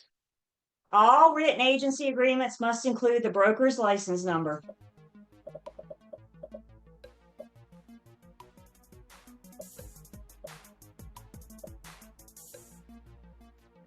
Ten seconds. Good job. I'm signing on behalf of my firm because I'm the human being that is picking the pen up, or e-signing, because I'm the human being that's signing it. One of the 4 musts of our written agency agreement is it must include my license number, the broker's license number. The other 3 musts while we're here, well, it's in the name. It's got to be in writing. We have to have our non-discrimination clause, and we have to have a definite date. Any agency agreement you are using, whether it's a pre-printed form or it's a firm that an attorney had drafted, must meet those 4 musts. One of them being our license number. Good job. Maybe more candy this weekend. Stayed the same, except Joni's says she's making a comeback. She's on fire. Could be close.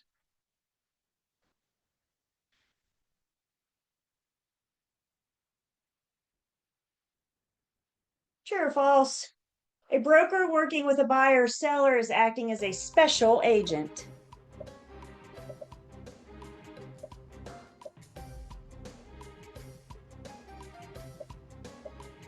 Ten seconds.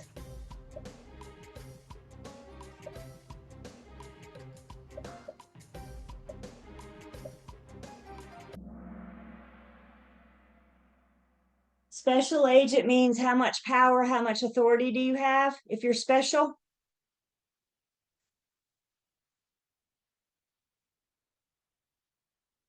Zero, zilch, none. I can't bind my buyer and seller. I can't make them do anything. I'm a special agent when I'm acting as a sales agent, whenever I'm working with buyers and sellers.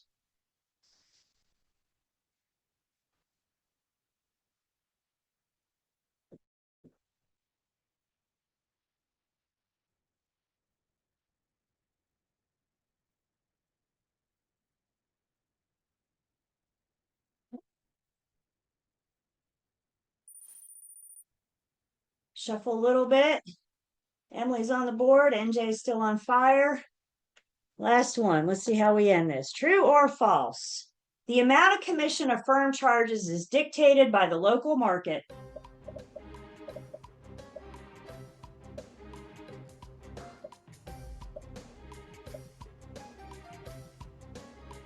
Ten seconds. There we go. Who tells us what we're charging? The firm. It's all up to the firm's policy. It's not regulated because that's what we all do around here. It's not regulated by any of our membership boards or regional associations. It is always determined by the firm. Questions? Lauren, was that a hand I just saw or no? No, okay, all right, just making sure. Not bad, not a terrible Kahoot. Let's see how we finish up here. My third place winner is Amber.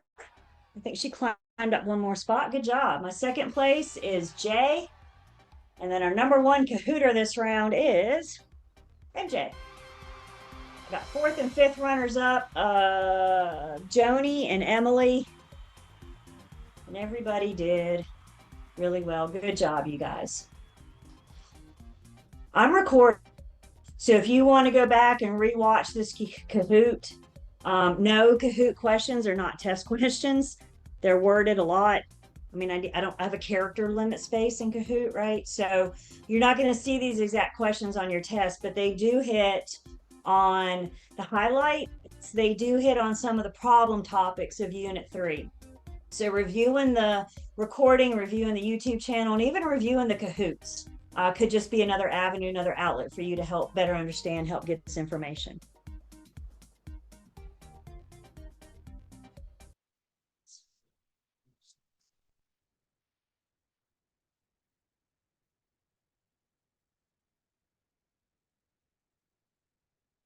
Take our last break.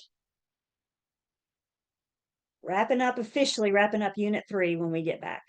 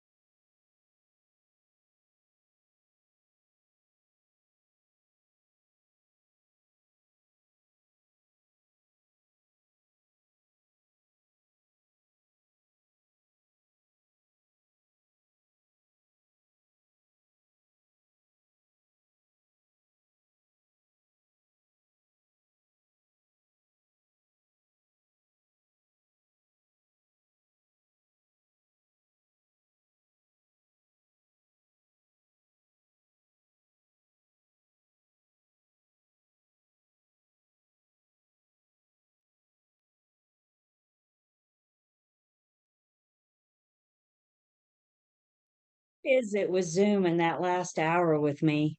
It's almost like that last, too much, can't. Okay, so again, thank you for your patience. Yes, we are reporting this. Yes, we are trying to figure out what's going on. This has never happened to me before. So we're here now, though. So let's see. It looks like, let me take my screenshot.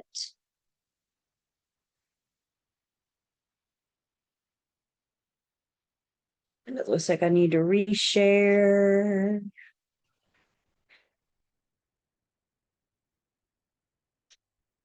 And hopefully, hopefully you guys are looking at our Google Drive. Are we looking at our Google Drive? Okay, good.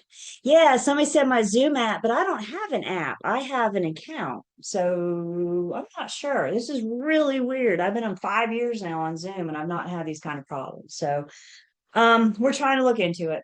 But we're back now, so that's the important thing. Again, I always appreciate you guys' patience.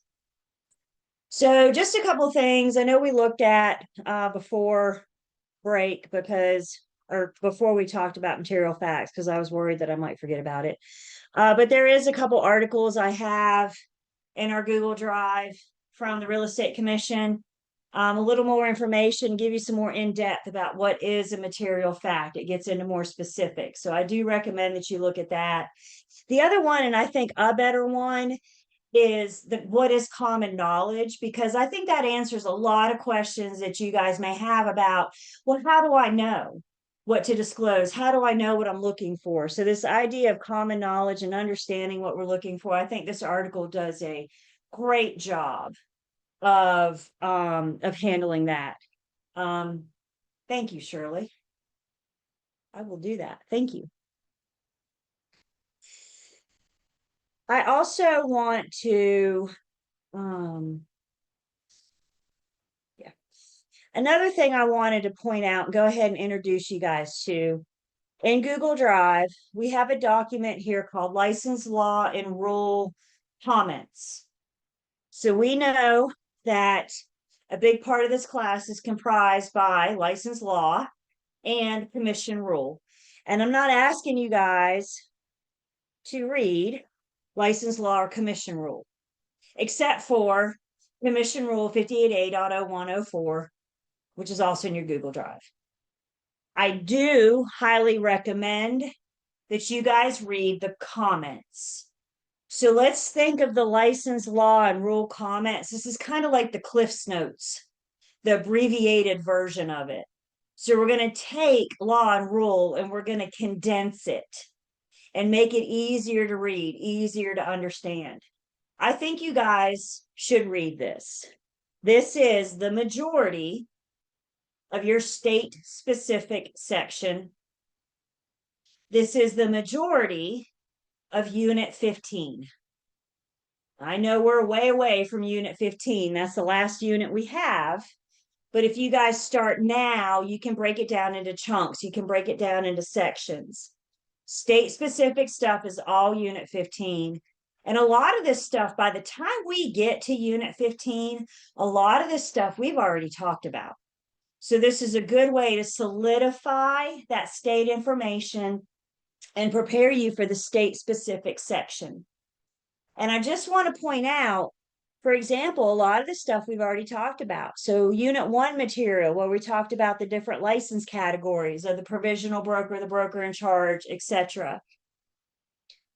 Who needs a license? What are those LL Beans acts? The transfer of real property for others for compensation, dealing with your unlicensed employees, etc. And as we continue to read on, we're going to meet the Real Estate Commission in Unit 15. As we continue to read on, we get to material facts. So the comments gives us another breakdown, another understanding of what is a material fact in North Carolina and what is not a material fact. And then after we talk about material fact, we got to talk about the big four.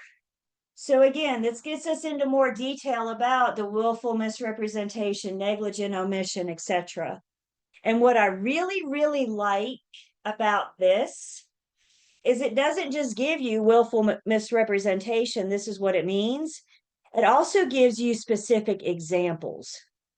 This example of why this would be a willful misrepresentation, why this would be a negligent omission. I think reading and understanding the examples gives us a lot more understanding of the big four than just reading the definitions over and over and over again. So when I say I highly recommend you guys start on this section, we've already started on the comments. This is another tool. And again, unit 15 is the end, and it's a great review unit because by the time we get there, we've done most of it. So here's the big four with examples. Other things we have to talk about, we're getting there. And as I scroll ahead, here's a whole section on our agency agreements and disclosure. So what do we need to know about, a lot of unit 3 is also in the comments. So you guys can use this to help you better understand, help you grasp this material. So let's go back up. You can download this PDF. You don't have to print it out unless you want to. I think it's like 24, 26 pages, something like that. Don't hold me to that. But it's the condensed, it's the Cliff Notes of the law and the rule. I'm not asking you to read law. I'm only asking you to read one rule. And I'm asking you to read the comments so we can get you to pass the state section of your exams as well. And a lot of this stuff, as you start reading it this weekend, is going to sound awfully familiar. And if we haven't talked about it yet, rest assured that we will. Questions or comments on the comments?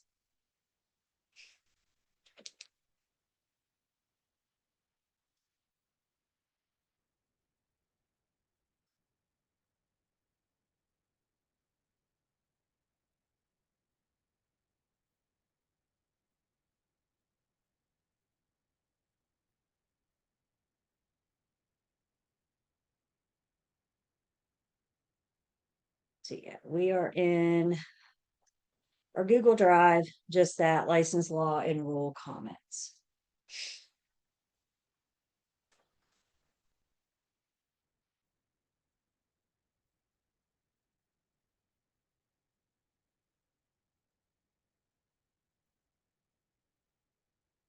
Before we move on, one more reminder I have also in Google Drive, lots of good stuff in Google Drive.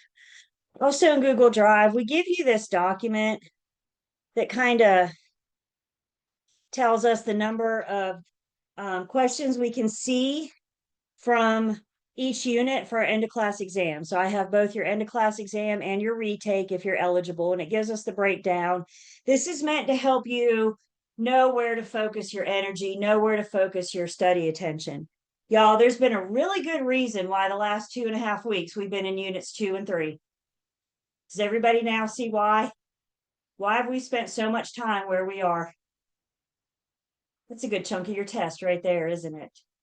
So now that we're through 3, things are going to appear to be moving pretty quickly because we don't have to get as in depth. We don't have to get as in detailed. Remember, we're just scratching lots of surfaces. Agency is huge, and that's why we're going to get a lot of test questions on it. I'm going to start on unit 4 right now. We're going to get started in it. Next week, we're going to finish unit 4. I do have a few things to say about unit 5, even though on our exams, our end of class exam, we're not going to see any questions from unit 5. I'm telling you, you will have a question or two on your state exam.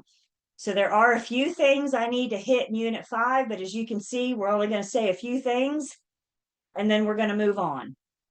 So next week we'll do 4, we'll do 5, and then we're going to start on unit 6. And we'll probably get a good way through unit 6 next week. So for those of you looking ahead, 4, 5, and 6, if you're not looking ahead, please start. Because when I say we only have 4 more weeks left after today. So when I say things start moving pretty quickly, that's exactly what I mean. but I also have a method to my madness. There's a reason why we spend more time in Unit 3 than we do Unit 11, for example. So you have this information in Google Drive to help you know where to focus your study time, know where to focus that energy. Any questions or comments or concerns? This is a great place to pause and see where we are, check in.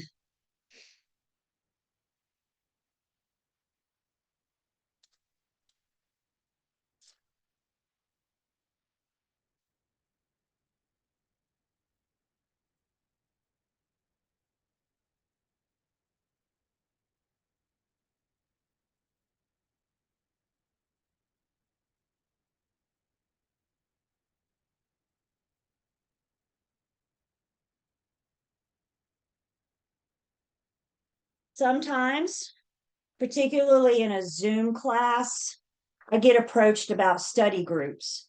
I know some of you would like to meet your peers, form study groups, and it's tricky to do online. So what I will offer to do, if any of you are available or if any of you are interested in a study group, when we finish here at 2 o'clock today, I'm going to leave the call open. I'm going to stop recording and I'm going to leave the call open and I'm going to leave the room. So if you guys want to remain on the call and share your contact information with each other, you're going to have to figure out how to meet. And it's probably going to have to be online because I don't know where we are, but I have a feeling we're not all in the same place. Like we're not all in Winston-Salem or whatever. So you guys may want to come up with a closed Facebook page or maybe a WhatsApp group, something like that, that you guys can communicate with each other. So if you're interested in discussing a study group with your peers, I'll leave the call open at 2. You can hang on and discuss. And that just is not for today. Anytime you guys would like me to leave the call open so you guys can talk, I'm happy to do so. But I'll leave. Actually, I don't eat lunch until we're done. So by the time 2 o'clock rolls around, I'm like really ready to eat. So I'll leave and go get lunch and you guys can discuss and form. Sound good? And I'm open for any suggestion on whatever we can do to help you guys form and create that study group. But I think just allowing you guys to share your contact information after class on Zoom can connect you.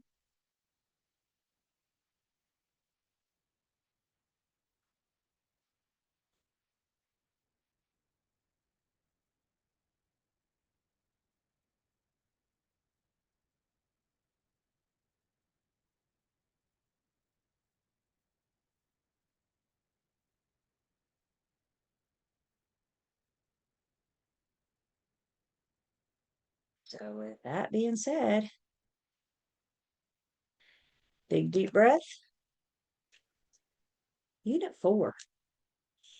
Unit 4 piggybacks awfully nicely behind agency. It's not specific to agency, but it is a lot of things that we do as part of our day-to-day lives. We're not creating agency, but we do have to talk about lead generation, not specifically about how you get leads, but this section focuses on what you can't do to get leads. There's so many options out there for you guys. We'll hit on some of them. But bottom line, be creative. Think outside the box. How are you going to advertise? How are you going to get those leads? Again, what we're focusing on are the things that you can't do in this section.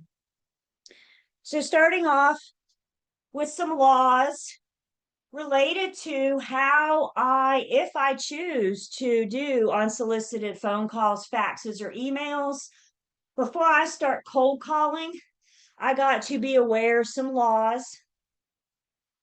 We're also going to talk about once you become a broker, you affiliate with your firm. If your firm is a member of the National Association of Realtors, then you will become a realtor. You will also affiliate and join, I should say, the National Association of Realtors. And as a realtor, we have a certain code of ethics that we have to follow. So we're going to briefly look at those realtor code of ethics and what this tortious interference means and how that could negatively impact us. So step one, before I can list it, before I can help you buy it, I first have to find you. We have to be connected. Don't be a secret agent. You've got to let people know that you're in real estate. You've got to let people know that you're out there, you're available, you're willing and able to help them. We can rely on family and friends. And quite frankly, I think family and friends is your best source of business. It's often referred to as your center of influence or your sphere of influence, COI or SOI. I think one of the best places to start to get these clients and customers is start with who you know. Before I started teaching pre-licensing, I did a lot of training in-house with my firm. And one of the in-house trainings I did on the regular was new agent training. So I got you guys right when you were licensed. And one of my first homework assignments with you, you can take this information and do with it what you will. But one of my first homework assignments to you as a new agent is to take a piece of paper and write 1 through 100. And then I want you to list 100 people that you know. First 40, 50, 60 is pretty easy, but then after that, we're stretching a little bit, aren't we? Well, I kind of know my mail person. Well, doesn't your mail person need a home? Don't they need a roof over their head?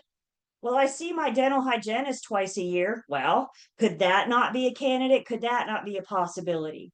So think about who do you know and then consider this. If you know 100 people, those 100 people know 100 people. And those 100 people know 100 people.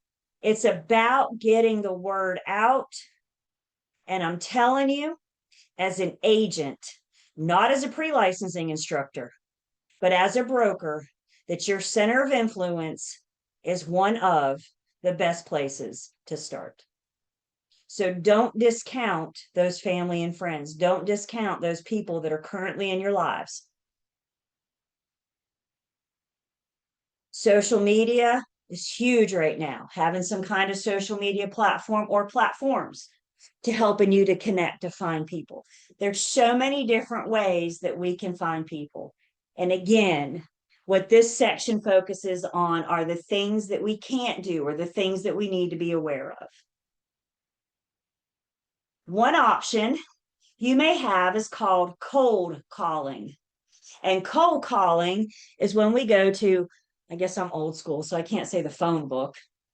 But cold calling is when we go to 411.com and start finding numbers to start calling people to see if you're interested in buying or selling, renting or leasing. And if cold calling is the way you're going to go, we first have to get our hands on the do not call registry. We have to follow and honor the do not call registry. Yes, this costs money. No, I don't know how much. What I do know is before you pick up the phone and start randomly calling people, you need to make sure that they're on the do not call. If they're on the do not call, they've already told you, please don't call me. So we've got to honor the list.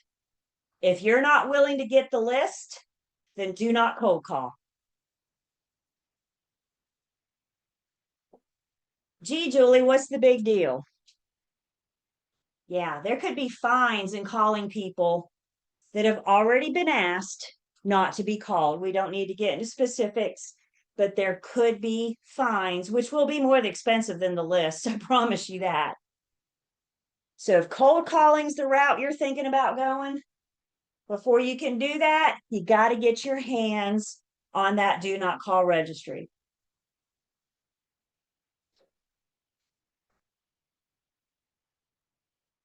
All good rules have exceptions, and that includes the do not call list. If this person you're calling, you've had a prior business relationship with, you used to be in a listing agreement with them, you used to be in a buyer's agency agreement with them. If you've had a prior business relationship, you can call them for up to 18 months After the relationship ended, after your agency agreement expired, you can keep calling them for up to 18 months, even if they're on the do not call, or until they tell you to stop. If they say, please stop calling me, we've got to honor their request. If you got their information through a soft inquiry, or maybe you actually know them. What do I mean by a soft inquiry? They filled out the form on your website that says contact me. And when they filled that out, they included their phone number. Maybe they gave you your phone number, their phone number on your open house registry. You got their information through a soft inquiry, or you know them when it comes to real estate. Even if they're on the do not call, then I can call them for up to 3 months, or if they tell me to stop calling. Please hear me. And if any time they say, oh my God, Julie, stop calling me, I've got to honor that request.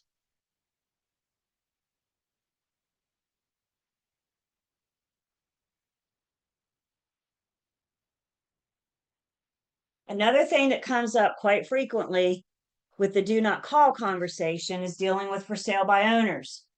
Can you call a for sale by owners that's on the do not call list? Of course, what's our favorite answer?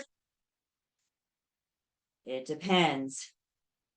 If you have a buyer client interested in the FSBO, then I can call the FSBO on behalf of my buyer client, even if they're on the do not call.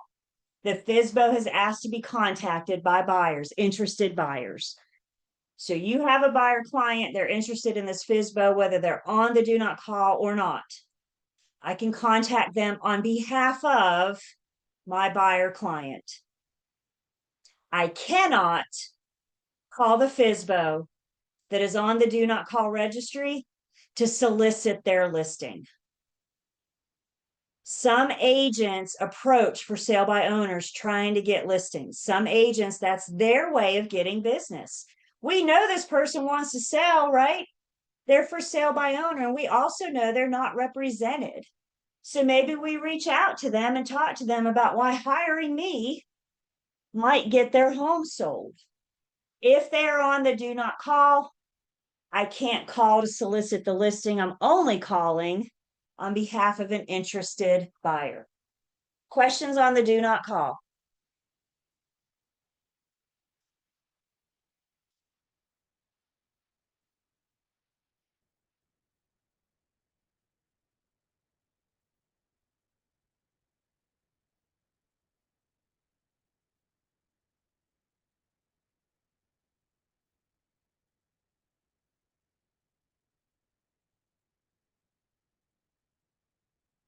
If we're sending unsolicited bulk email, bulk text messages, or bulk fax, these are unsolicited emails, texts, or fax, bulk. We've got to give the consumer the option to opt out. You guys get unsolicited emails all the time. I know you do, because you know what? I do too. And when you look at the bottom of that unsolicited email in teeny tiny print, it should be the word unsubscribe. We should give them the option to opt out if we're going bulk soliciting. If they reply to your email or your text and say, please remove me from your email list, then we've got to honor their request.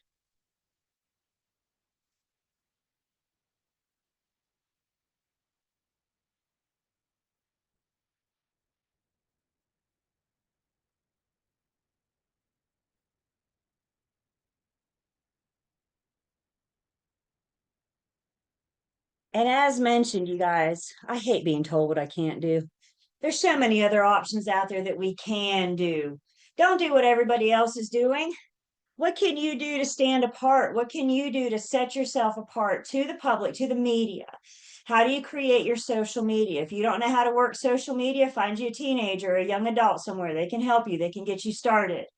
You have other ways to get yourselves out there that don't have or are limited in restrictions. So social media, as we know, is huge right now. Don't forget about the snail mail. We can send out postcards or news flyers or, whatever, invitations to an open house. Snail mail is always an option. Remember, you're talking to your accountant about your marketing and advertising budget. And that includes your postcards. That includes the money that you're going to use to help advertise and market yourself. So it should be built into your budget, however you're going to market or advertise. Think how this country was founded, door-to-door knocking. It's not an old school, it's still a way to get in front and talk to people. I do recommend when it comes to door-to-door knocking, I'm a big fan of safety first. So take a buddy with you. Maybe you take a peer or a coworker in your office. You guys agree to work this subdivision together. So let's go door to door and introduce ourselves, for example. The only restriction I have on door-to-door knocking is if the home or the subdivision says no soliciting or no trespassing. We got to pay attention to those signs on the property and at the entrance of the subdivision. If they say no, they've already told you you're not welcome to knock on their door. And then as mentioned, who do you know? Great place to start. Once you work with a buyer or seller and you have a satisfied buyer or seller, that's a great referral source as well. Ask for testimonials, ask for reviews, ask your satisfied previous client to share your information with their family and friends.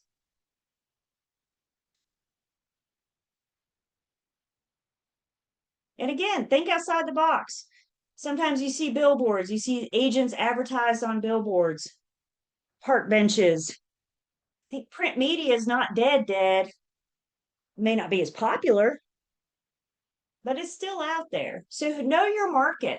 Who are you targeting? Where do you live? What's your area? What's the most common here? And what can you do to set yourself apart from all the other brokers in your area? Questions?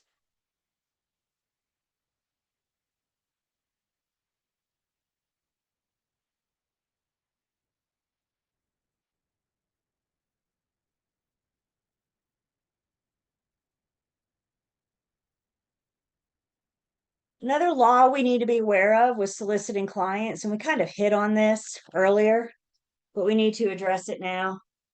My realtor code of ethics, one thing they say is that I cannot solicit somebody else's active client. If you see a home for sale in MLS, I cannot contact that seller. If I see a home for sale in MLS, I know that they are currently in a listing agreement with another firm, and I know that that means hands off. You cannot call that seller and say, I see you've been on the market longer than anybody else. If you want me to sell your home, dump them and hire me. That doesn't seem real ethical, does it? So we're going to take care of each other, and we're going to honor and respect each other's active current clients. Sometimes we have to ask buyers, are you working with an agent? Has anybody ever been into an open house? There's a really good chance in that open house, the agents ask, are you working with an agent? I'm not doing it to be nosy. I'm doing it to determine if I can try to pursue a relationship with you. And if that buyer comes in the open house and they say, yes, I'm working with an agent, I know that that means hands off. I'm going to honor that relationship. If they say no, I'm not, whip out the working with real estate agent disclosure and let's see what we can't do. You guys with me? This is why we ask.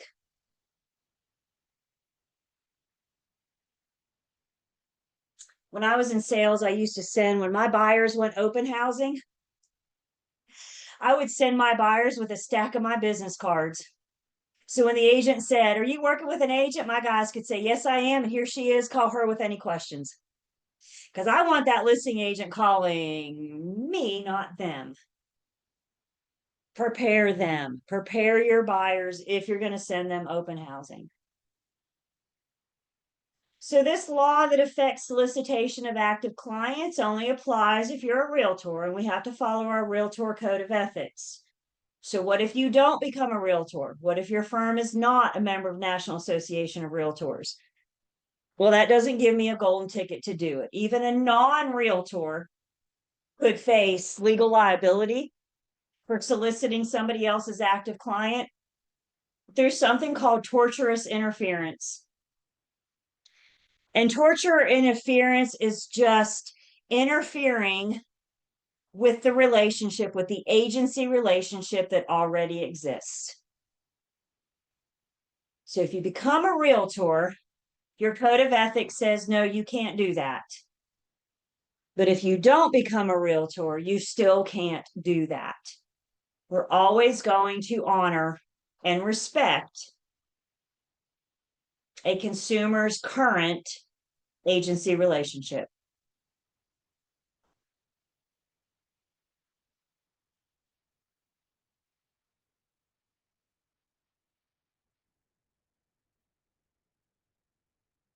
So as you can imagine with advertising, there's some rules that go into place. Specifically, I got a commission rule. You don't need to know the rule, but you do need to know there's a commission rule out there that says when we market or advertise a property or ourselves, we cannot have any blind ads.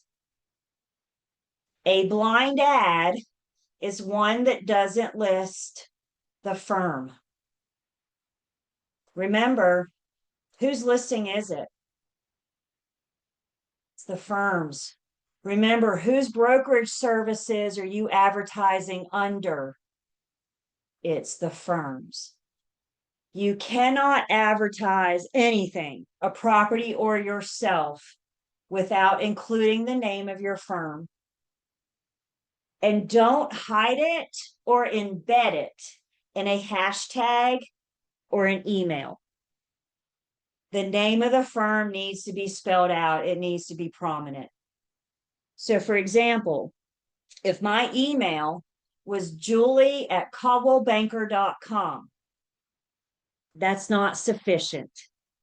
I need to have Caldwell Banker in there somewhere else, not embedded in my email address or not embedded in a hashtag.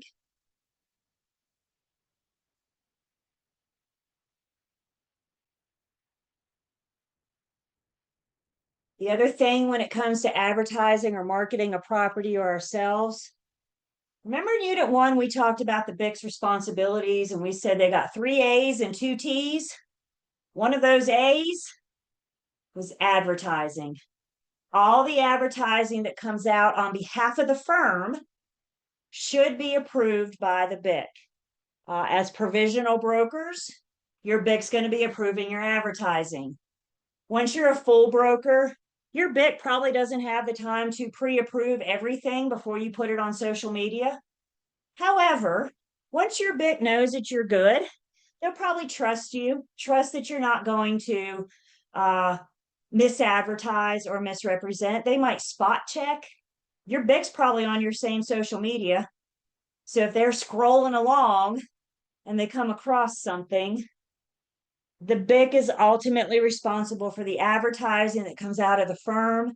So there's a really good chance that the firm has a policy on how we're going to handle approval, how we're going to handle ads before they go out. We know how the internet works by now, right?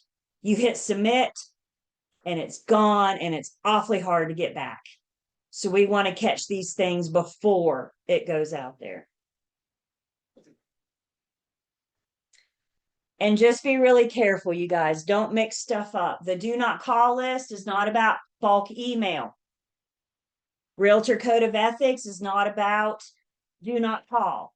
Don't get these mixed up. The do not call applies to cold calling. Other laws apply to that bulk email, bulk fax, or bulk text.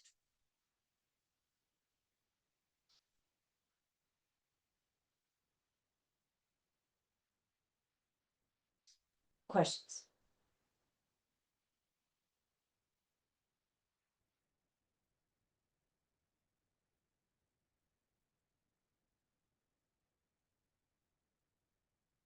I'm not going to get started on this, but I just want to show you guys. We're going to end here in just a minute. So when we come back together on Tuesday next week, we're going to pick up here with fair housing. Again, another one of those topics that we've danced around, but we're actually going to start talking about it on Tuesday, I'm sorry. Fair housing is not only important for your exams, fair housing is really, really important for your career. I don't know something that can get you in trouble faster than violating fair housing. So please make sure you look ahead. We're going to start here on Tuesday. We will next week. We're going to, you guys should be seeing each other now or in just a second. Next week, we're going to finish up 4. We're going to blow through 5. Like I said, I got a few things to say about 5. The big thing next week is Unit 6, where we get into our financing. In Unit 6, we're going to put on a lender hat. We're going to leave real estate sales, brokerage aside for a second. And we're going to put a lender hat on and get a basic understanding of that process. Since we're the ones working with the buyers that are originating the loans, we're working with the sellers that are paying their mortgages off. There's also a good amount of math in Unit 6. Stands to reason with financing that we get to pick the calculator up, right? So if math isn't your thing, even if math is your thing, I encourage you to look ahead. So to get ready for next week, 4, 5, and 6. I don't know that we will get entirely through 6 next week, but we'll be close. And remember, when we're done with Unit 6 is when we'll have our midterm. So we're going to talk about the midterm next week. We're going to get ready for the midterm next week. And also after Unit 6, we're going to go over the process of applying for your state exam, going to take your state exam, where are you going to go, that whole process. So again, we may or may not get that far next week, but that's where we are. That's what's coming. What questions do I have? I'd love to hear from you guys. If not in class, then I'm around all weekend.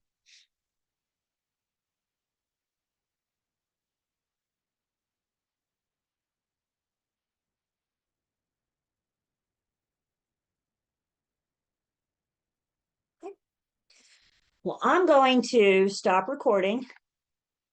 And if you want to stay and discuss a study